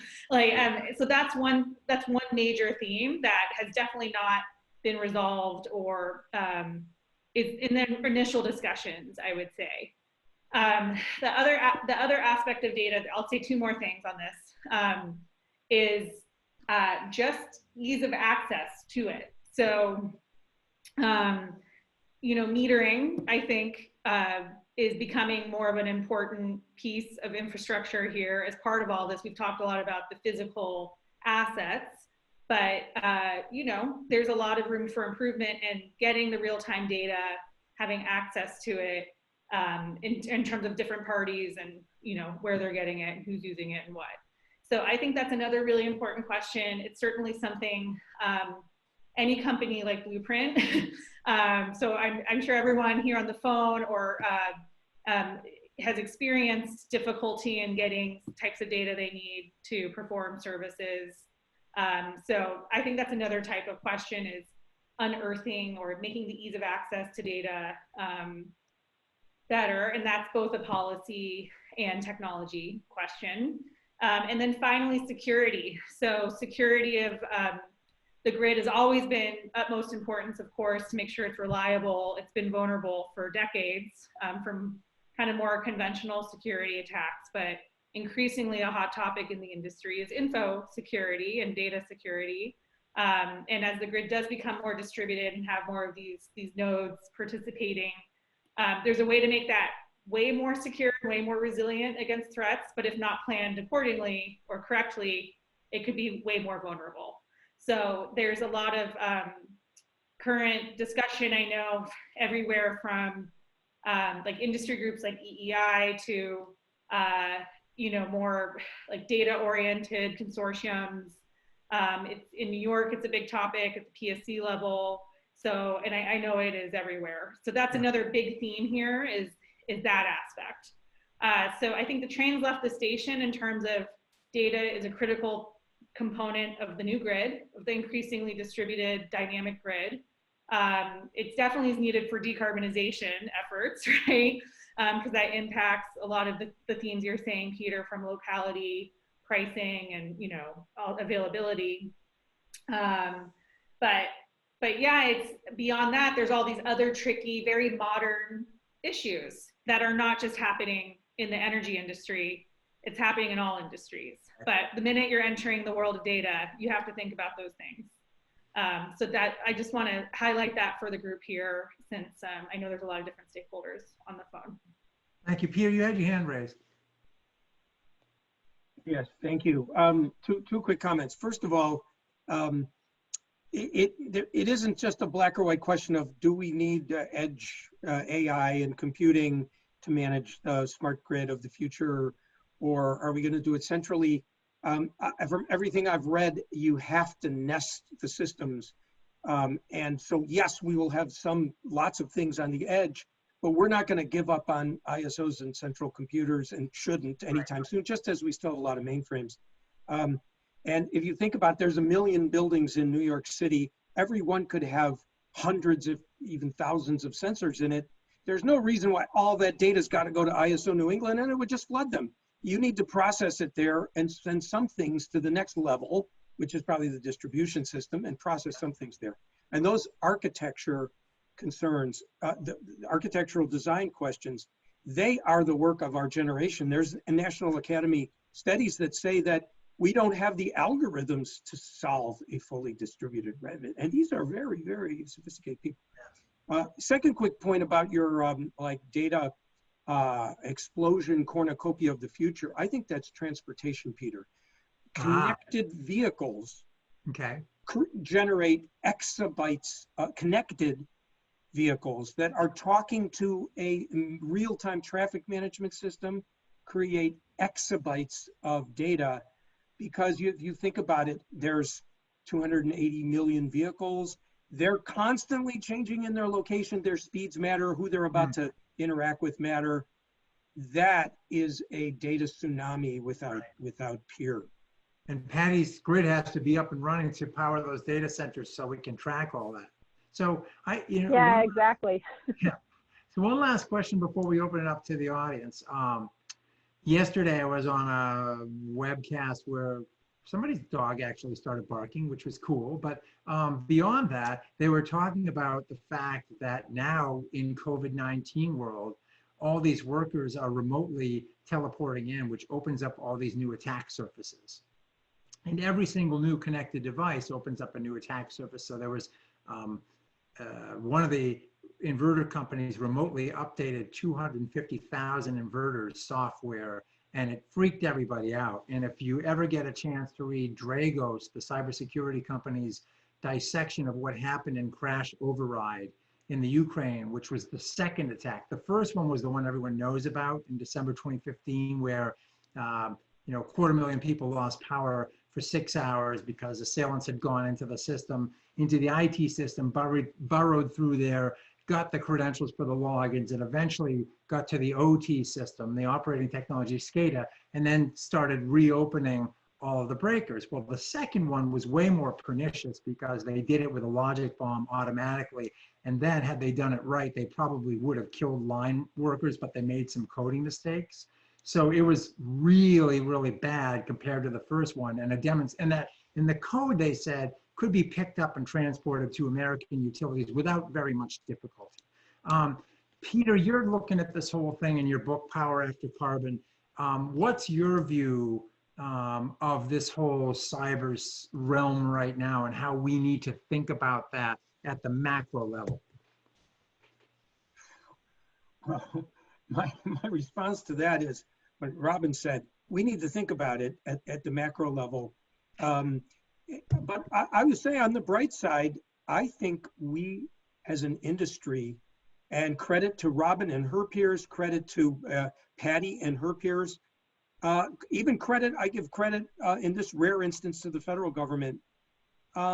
There is the more I study it, there is much more vigilance and much more success than we realize. I mean, almost as my power and most power in the United States is still 99.9% reliable, in spite of the fact that there are hundreds of sophisticated hackers hitting every power system all the time, every day. So we need vigilance, and we need a lot of, this is going to be generations of work, because you're always playing catch up. You're watching what the bad guys are doing. You can watch them. They succeed in some clever ways. You fix it, and that's how we're doing it. But we're somewhat managing to keep up with it, and we just need to keep investing in the resources. And by the way, we need to make sure resources are available to all size distribution utilities, not just big ones. And Dragos, to its credit, has created this thing called the Neighborhood Keepers Program with the US Department of Energy that makes its cyber tools available to utilities of all sizes. So take a look at it. It's up on the web at Neighborhood Keepers. Great, thank you. So Alistair, I'm looking and it looks like there's 26 questions in our interconnection queue, if you want to call it that.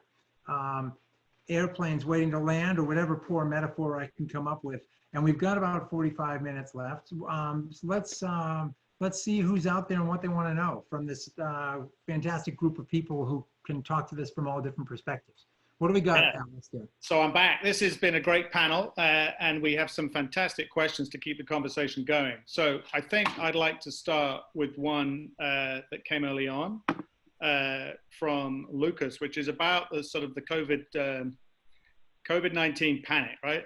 Pandemic, right? So this is addressed to Peter Fox-Penner initially. But regarding your article, will the COVID-19 pandemic slow the global shift to renewable energy? It seems certain trends and other experts indicate renewables may be actually more appealing due to its lower volatility of investment and the recent oil price war. Do you still believe that fossil fuels will still be more appealing than renewables in the short term in a post-coronavirus economy? No, I don't. The only instance in which I think fossil fuels will be helped, and I tried to say this in the article, is in developing countries where there is insufficient capital. There's old fossil fueled generators, and now their fuel prices have come down. The economic case for in a capital starved situation is better. But I will say, since I wrote that article, the evidence is clearer and clearer that this pandemic it's hurting renewables in areas where, just short-term areas where the supply chain got hurt, or a contract facing force majeure, or there's a city government whose budget is just getting hammered, a state government. But overall, in terms of investor support, in terms of the resonance with customers, in terms of the recognition of the importance of resilience, and in terms of the investment community seeing a collapse in the viability of oil exploration and the future of the oil industry, renewables is on balance. I feel very confident saying on balance, it's getting a long-term boost that's significant. Thank you. That's hopeful. What's the next one, Alistair? Okay, so another question sort of to test your optimism. I think this goes to everyone, but maybe it starts with Peter again, we'll see.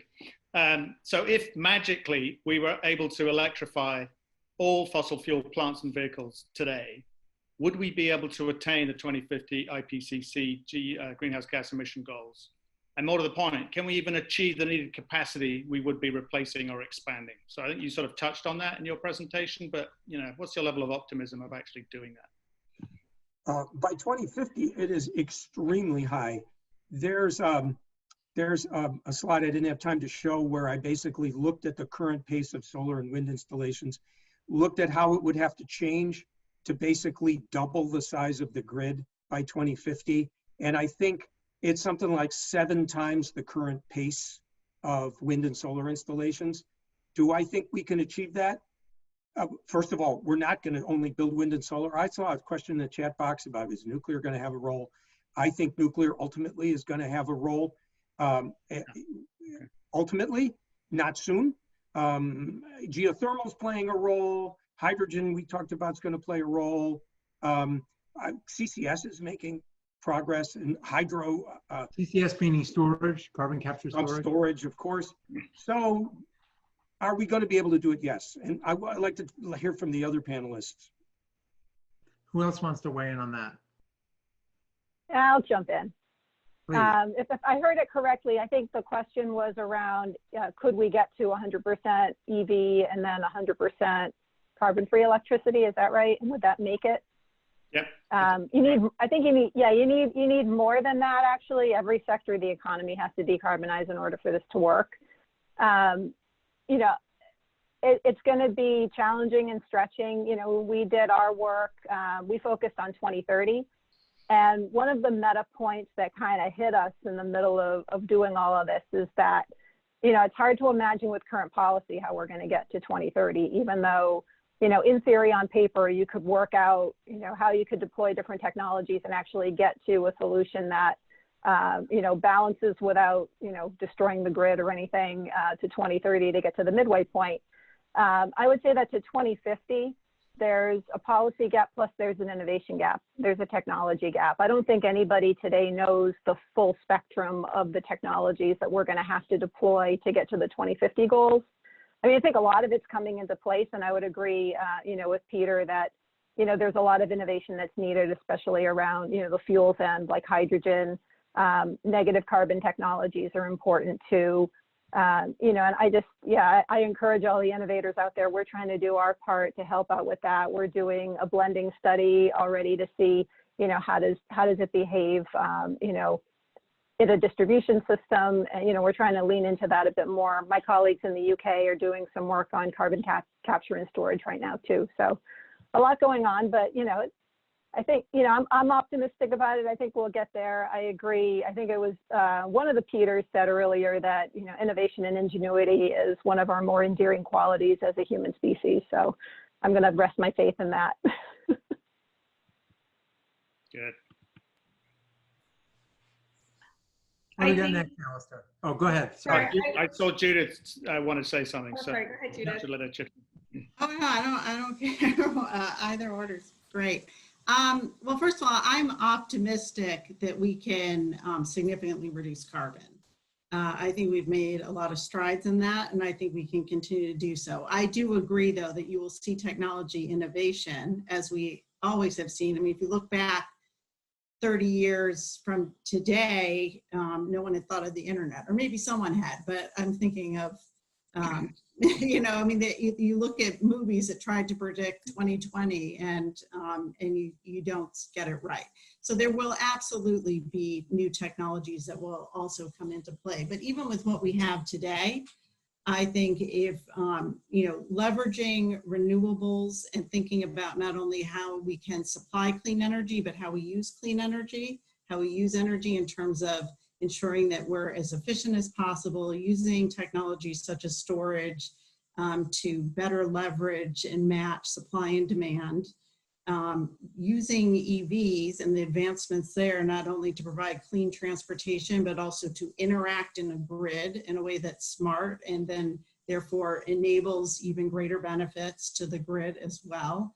I think all of those are advancements that are going to happen and that can happen. I think when you look at from the consumer side, transportation decisions, what cars are being driven, what a fleet vehicle is, happen in the 7 to 10 year time frame. So you will see an evolution towards electric vehicles. Buildings, I think that's a greater challenge because there's a lot of existing infrastructure. I think you can do stuff with new construction, but with existing infrastructure and thinking about how do you make that as efficient as possible, that's an area that potentially, I continue to think there's a role for renewable natural gas that leverages landfills, wastewater treatment plants, basically captures what would be emitted elsewhere and then turns that into renewable natural gas and hydrogen.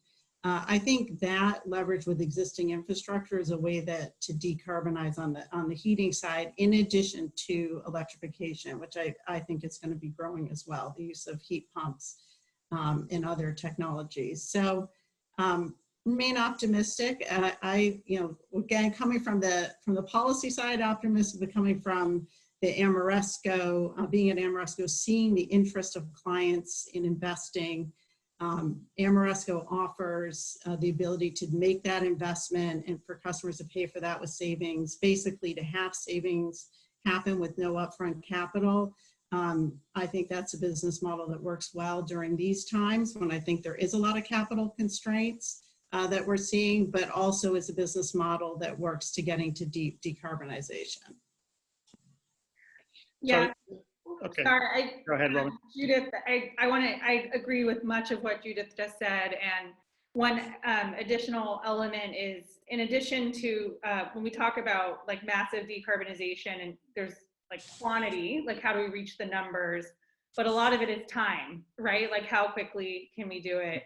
And what can we do now with the available options, like a lot of the solutions we talked about today, and how do we accommodate the new innovations in the future? And I think one of the major impedances of time of decarbonization is still kind of like a complicated financial incentive around this. And that happens because of how things are regulated in a fragmented way. It's heavily regulated, but very different wherever you are. Just in the markets Blueprint plays in, each market has a different boss. There's the FERC, or there's the regulators, or there's the mayor. I actually think a lot of time could be improved if there was a focus on just really in the weeds market coordination and regulatory like red tape removal. It's not even a technology play. It's removing friction between the financial incentives in the markets and interaction with those markets. So I think that's a big piece of decarbonization. That's like the least exciting piece of this, but it's really important, and I think could unlock a lot of capital that customers Judith has or Blueprint has. Like there's a lot of commercial players want to throw money at decarbonization. It's just really hard for them to navigate, and it's risky, and it just doesn't quite align yet. And then meanwhile, there's a lot of technologies that want to meet those decarbonization opportunities, and it's the same thing. So again, aligning the financial incentives, which in the energy industry means aligning the policy layers, is a critical piece on the time aspect here as well. So we have a good follow-up question to that, I think, Peter. Should we switch to the next question? You're on mute, but hey.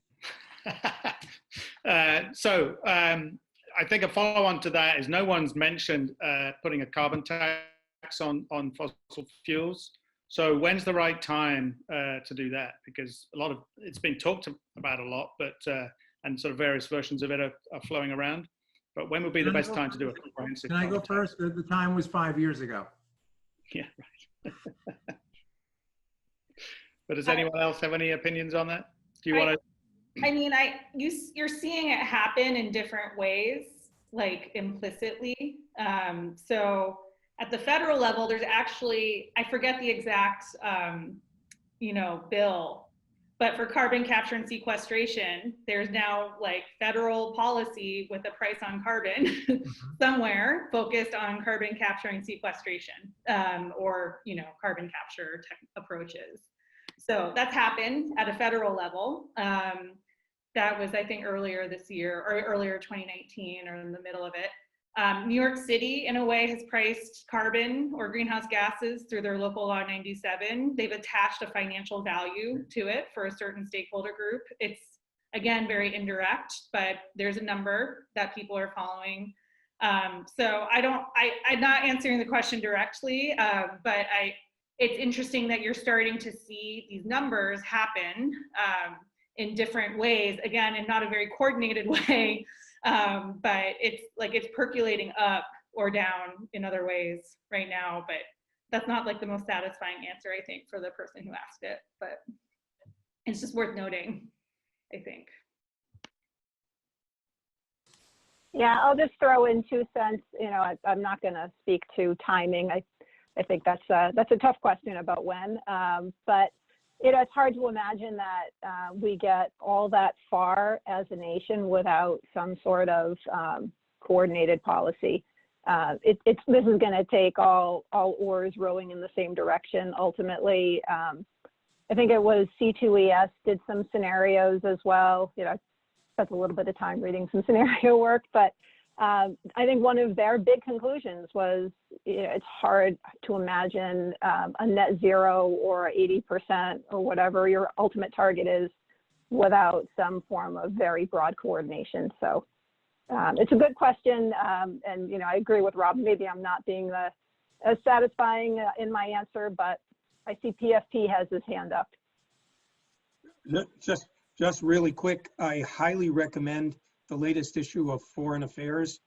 Not usually a climate publication. This whole issue is about climate change. And the article by Bill Nordhaus, the latest Nobel laureate, about global climate policy, the Paris Accord, and the need for a carbon tax is knocked down brilliant. So I highly recommend it. Yeah, and I'll just add, I won't speak specifically to a carbon tax, but I will definitely say that policy support for clean energy is absolutely necessary, and coordination would be terrific. It is, every place is different. That's absolutely true, and mechanisms that can support the financing of clean energy is ultimately what's critical. For example, if the investment tax credit could be extended, other things besides carbon tax can also achieve great carbon reduction from a policy mechanism. I don't, on that one in particular, I think any policy that goes into place, you definitely have to think about equity and ensuring that everyone is impacted in a fair way. But I definitely think there's policies that can ensure that there's clean, affordable energy to all residents and businesses. So, certainly think, what's happening now just to me underscores the importance of clean air, the importance of addressing climate change now, not waiting until it's much harder and will take much more money to address. Planning for it and making the investments in a way that is efficient and effective. And we can get there, but definitely energy and policy go hand in hand. Energy investments and policy. So policy support is always good. Well, I know our policy guys are listening, so I'm sure they're glad to hear there's lots of work for them to do. Looks like Colin's a bit quiet, so we got a question for him here. And I think sort of Peter Fox-Brennan referenced this earlier, but above and beyond talking to auto manufacturing companies about adoption, how do you forecast changing patterns to be able to locate stations in the right place? And how do you factor in interconnection costs? So that's proprietary. So one of the things that we have, an advantage that we have, is we've been operating several hundred fast charging stations for as much as, in some cases, 9 years. So we do have a fair amount of data that we can go back and trace back out to EV registrations, demographic data, and a lot of it is simply looking at maps. A ratio that people tend to think about a lot is number of electric vehicles to the charger. And again, I think that is infrastructure thinking and that's central planning thinking. It has a place. But one of the things that we really want is we want a customer to be able to walk out of their front door, head in any direction that they would head from their front door, and get to a fast charger that's not otherwise occupied inside of 10 minutes.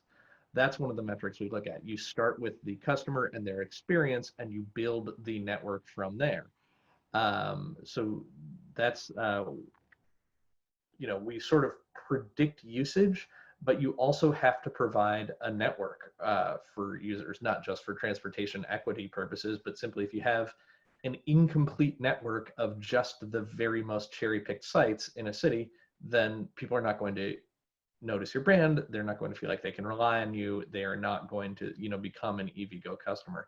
So you do need to have, supportive locations in addition to the very high usage ones. If you'd like more detail on how I predict usage and locate stations, you can become an equity investor in EVgo, and we can go over that during the roadshow. Nice answer. So sort of follow-up question to the second part of my previous question was about the interconnection cost. Because, if you just put charging stations where customers want it, that might not be in line with where the utility has supply, right? So that's a great point. But sort of question to both you and Patty maybe, when a large customer wants to electrify a significant load at a site, that might require an upgrade of the service transformer. So can you comment on trends in how this cost might be allocated between a particular customer, maybe this you in this case, and a utility, and where do you see those trends going? Yeah, we see two really good policies that work well for us, and one is relatively new in our space, and it's called Make Ready. National Grid has, in the sort of launching stages, one of the better ones of these, where you sort of explicitly get together and you say, look, I'm going to do this kind of interconnect. And the thing about Make Ready is it kind of goes beyond what you would typically call the service entrance, and in its most extensive cases goes right up to the stub underneath the charger. So some of what you would usually think of as our scope of work, trenching and conduit, and sometimes a concrete pad or something goes into the utility scope. So that's sort of the new way of taking it on, and that's one of the outcomes of what should the utility role be versus what the charging operator role should be. That's a great outcome. The other one that we've seen is very old is just, one of our best experiences with quote unquote Make Ready is with Dominion, Virginia. And it's not because they have an EV Make Ready policy, it's because their service extension policy, probably first written in 1938 or whatever, is just fairly straightforward and generous. Most cases, if you are load, you don't talk about interconnection, you just request a service entrance. You get back a quote from the utility that says, hey, it will be $56,000 to build a service entrance for your commercial building. And then a week later, they say, we estimate you'll spend $240,000 in retail electric bills on the first 5 years. So you know what, this one's on us. So that sort of allowance policy, which is sitting in most utilities' tariffs and is somewhat subject to discretion and understanding of forecasting your load, essentially, can be a really powerful tool without having to go to the legislature or go to statute to fix it. It does often result in the somewhat complex conversation of having to sit down with your service entrance engineer and say, well, this is what fast charging is. This is what we estimate in terms of electric vehicles in the next 5 years of your territory, et cetera. You sort of need to build up your business model to them, which can be lengthy. On the interconnection side, and by the way, that becomes hugely easier once it's the second or third time for that interconnection engineer. So one of our biggest asks to utilities is always, hand me an ombudsman or hand me an account manager or have, a designated engineer. I got them on. The other thing is, in terms of interconnection information, that is still really lacking. I think people are starting to realize that's necessary, but it's such a paradigm shift to the utility, and they frequently kind of aren't equipped to handle the conversation when they say, so you want new service entrance interconnection, where would you like to be? And we're like, oh, I don't know, where's good? That's just, a very frustrating conversation. We asked about where I can forecast load that's good. I can forecast load that's fairly well. And I can say somewhere in this 2-mile radius of retail businesses would be where I would like to locate. And we have relationships with most of the commercial property owners and chains in that 2-mile radius. I'm capable of going to the utility and having that be a bilateral conversation where I say, here's my search radius. I'm more or less equivalently happy with any of these customers. Where's good for you? But the utility is not set up to sort of accommodate prospecting in that way. They assume you have purchased a piece of real estate and are building your commercial building there, although we're seeing change.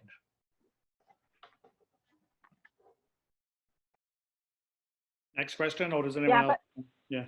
Patty. Yeah, let me just jump in because I don't feel like I've really talked a lot about our EV programs. It is something that we're really excited about, and we see it as a big opportunity for emission reduction. And they are a technology that customers are adopting. So across our footprint, we've got about $48 million in programs approved in the 3 states over the next 3 years. And we actually have a lot of really good results. A lot of it is what Colin described, the make-ready investments, and they've been really popular. We found that, we're able to subscribe a program in about half the time that we initially imagined. And, a lot of our funds are going towards, social justice communities and low and moderate income. We're working with municipal fleet managers, transit buses, that sort of stuff.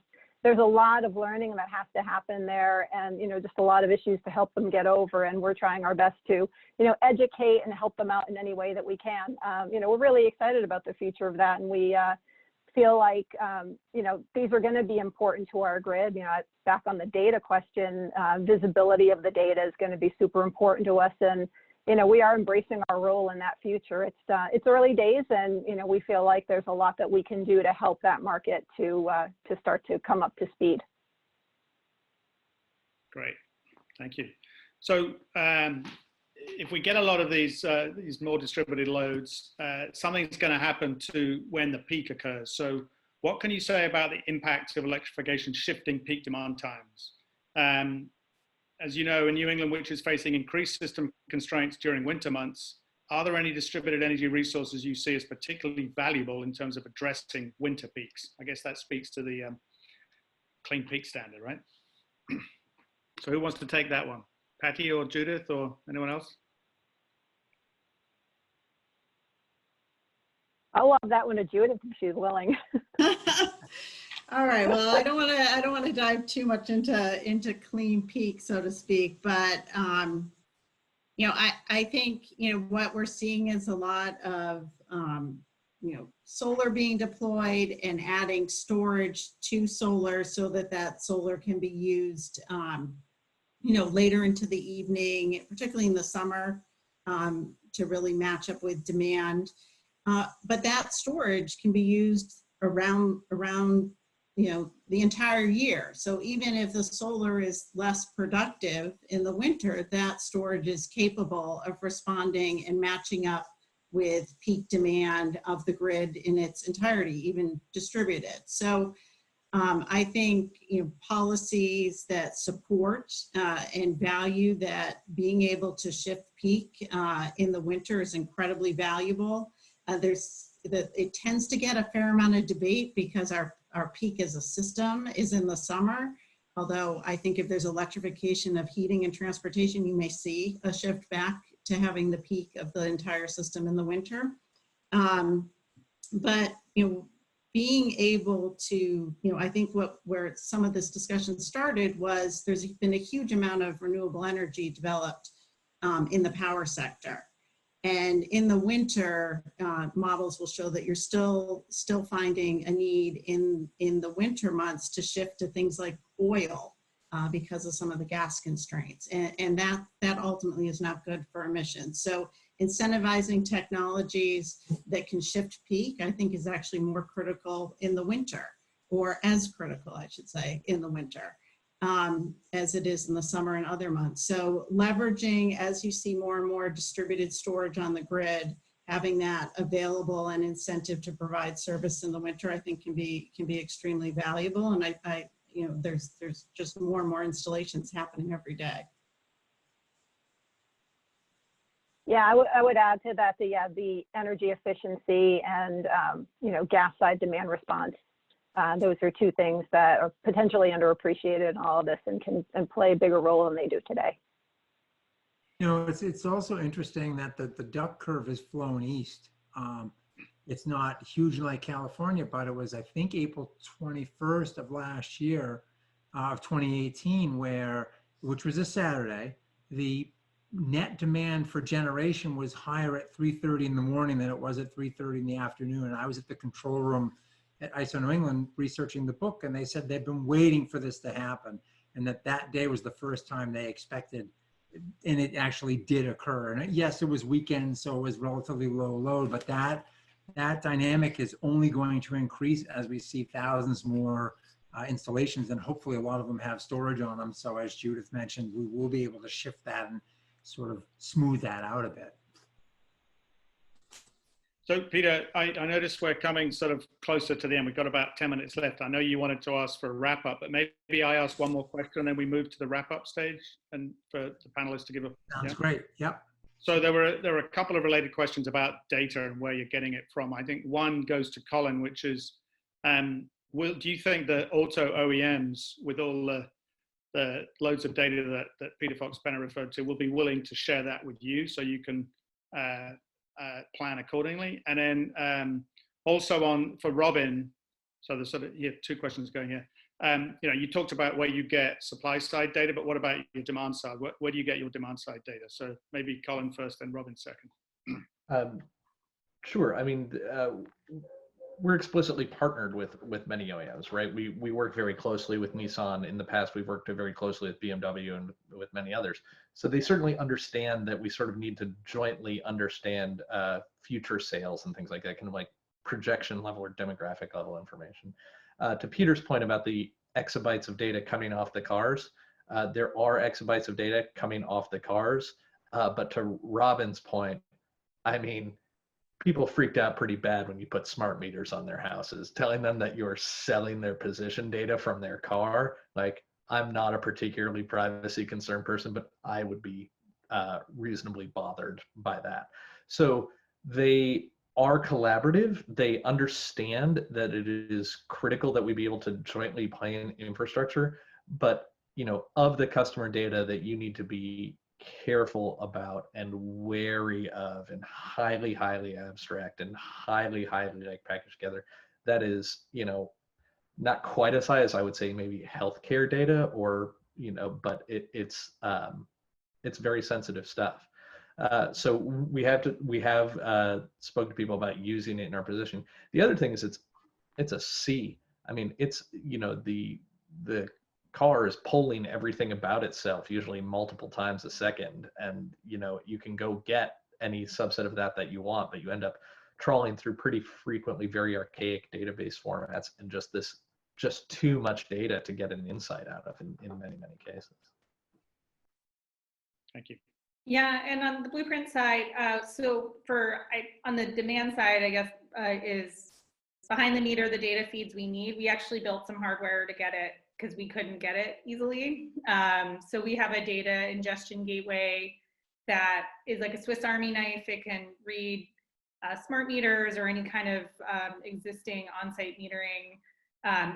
We have open API infrastructure, so we can integrate with other building data platforms that they have. I mean, another trend that's just happening, again, outside of energy, is that buildings are becoming more intelligent themselves. There's a, you know, real estate tech as a technology and investment category has been, you know, in many ways more exciting than energy tech in the last couple of years.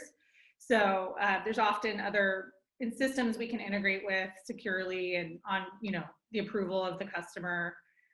So we've devised our own ways to get the data we need to provide our services. But again, that's all, we consider it all our building owners' data, and what we end up doing is actually just giving it back to them, packaging it up. In many ways, it's a value we're providing as well. So they can use it for ESG reporting or financial forecasting themselves, or again, have it integrate with other systems, whether it's security systems on site, occupancy systems, and things like that. So yeah, we had to figure out a way to get it ourselves, but that's become a really nice service offering for our customers too. Right. All right. Back to you, PKD. Yep. Okay. Speed round. 75 seconds or less for each of you. Parting thought for the audience to take away. I'm going to start with you, Patty.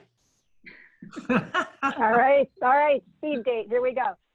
You know, I just say that, you know, we believe that we are kind of at the center of this whole transition, being the provider of networks, you know, clean, safe, reliable, affordable. Those are all the things that we are aiming to achieve, you know, and honestly, we do worry about the low income customers, you know, that they might get left behind. So that's a big focus of ours.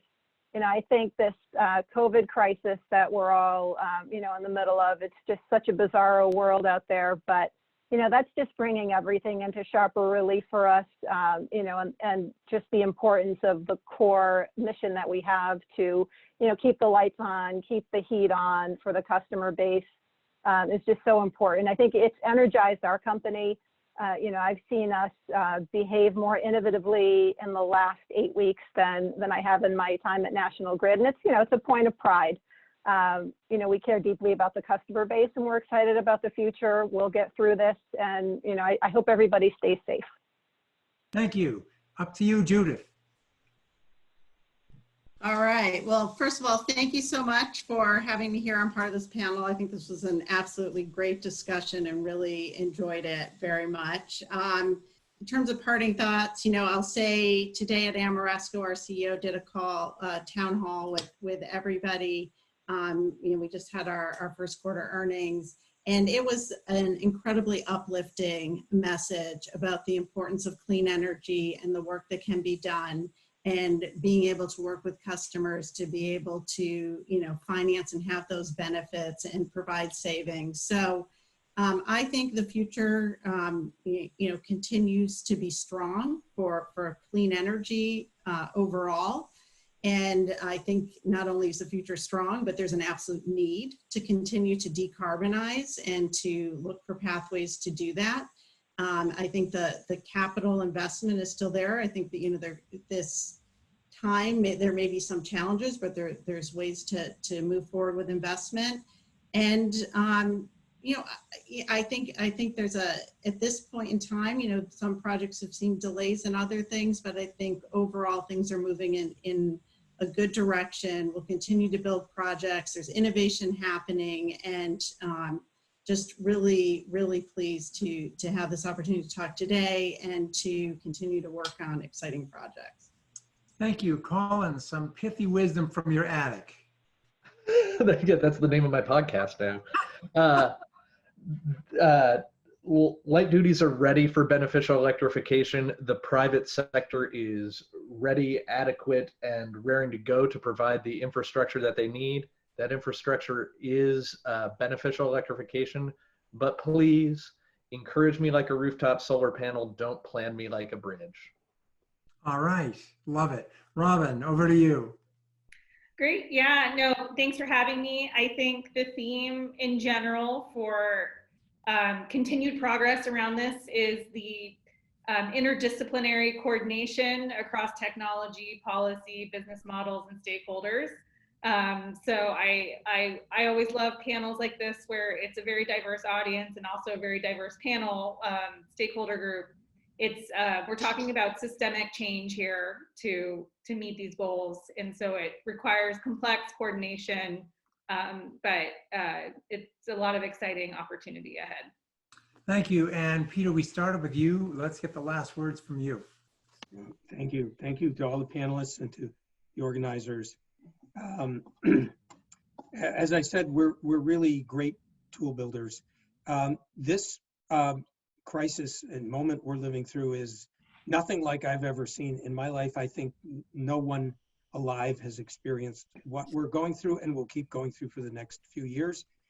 The resonance, that it has with the issue we're talking about, a long-term but equally serious crisis, is that we've discovered the importance of each other, of community, of our society, of our social fabric, how much we depend on it. And that really ties very specifically to what we've been talking about, because many people have mentioned it. We have and are capable of inventing and bringing out of the laboratories and the entrepreneurs the technologies that we need to do the clean energy transition. We need a strong and intelligent government, and we need a social fabric and a society that can make the transition in a just way so that we don't dislocate workers. We don't harm too many people. We don't disrupt the economy. We invest and benefit from the economy. And that takes a wise and strong government. And that's something I hope and I think that this crisis has emphasized. And that is, I think, what will propel the clean energy transition more so than the technologies, which have already been rolling along. Thank you. Thank you, everyone. Thank you. I mean, it's certainly a really profound instance of we all hang together or we hang separately. I just love to say this is the most interesting Brady Bunch experience. I mean, this beats Marcia and Greg and the rest of them by a long shot from my perspective. I want to thank you all for just a really engaging conversation, to Alistair and the team for setting this all up. And I'd like to give you all a round of applause from my attic to yours. And thank you all for being here today. I hope you in the audience found this worth your time. I'm sure you did. And thank you again to everybody for participating. Back to you, Alistair, a final benediction.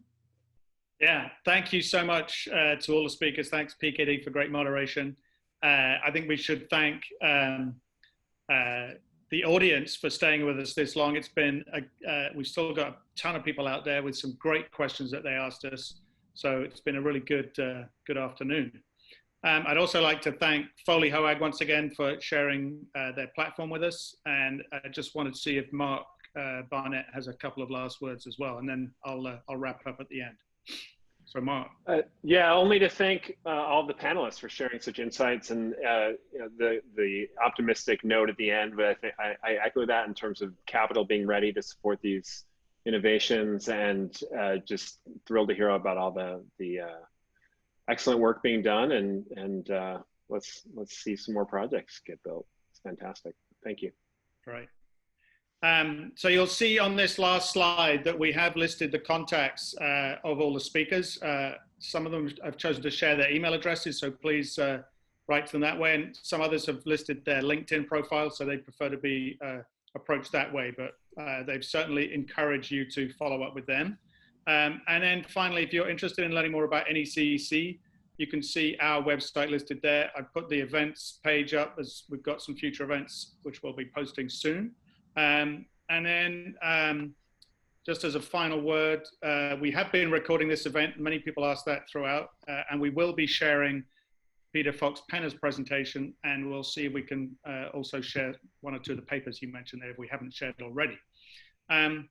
So I think all that remains for me to say is thank you to everyone. Keep safe. And I think what we'd be doing if we were at Foley Hoag right now is all be having a beer. So I recommend highly medicine after this. So thanks again, and we'll look forward to working with you to achieve all these great ambitions that we've talked about today. Thanks, everyone. Thank you.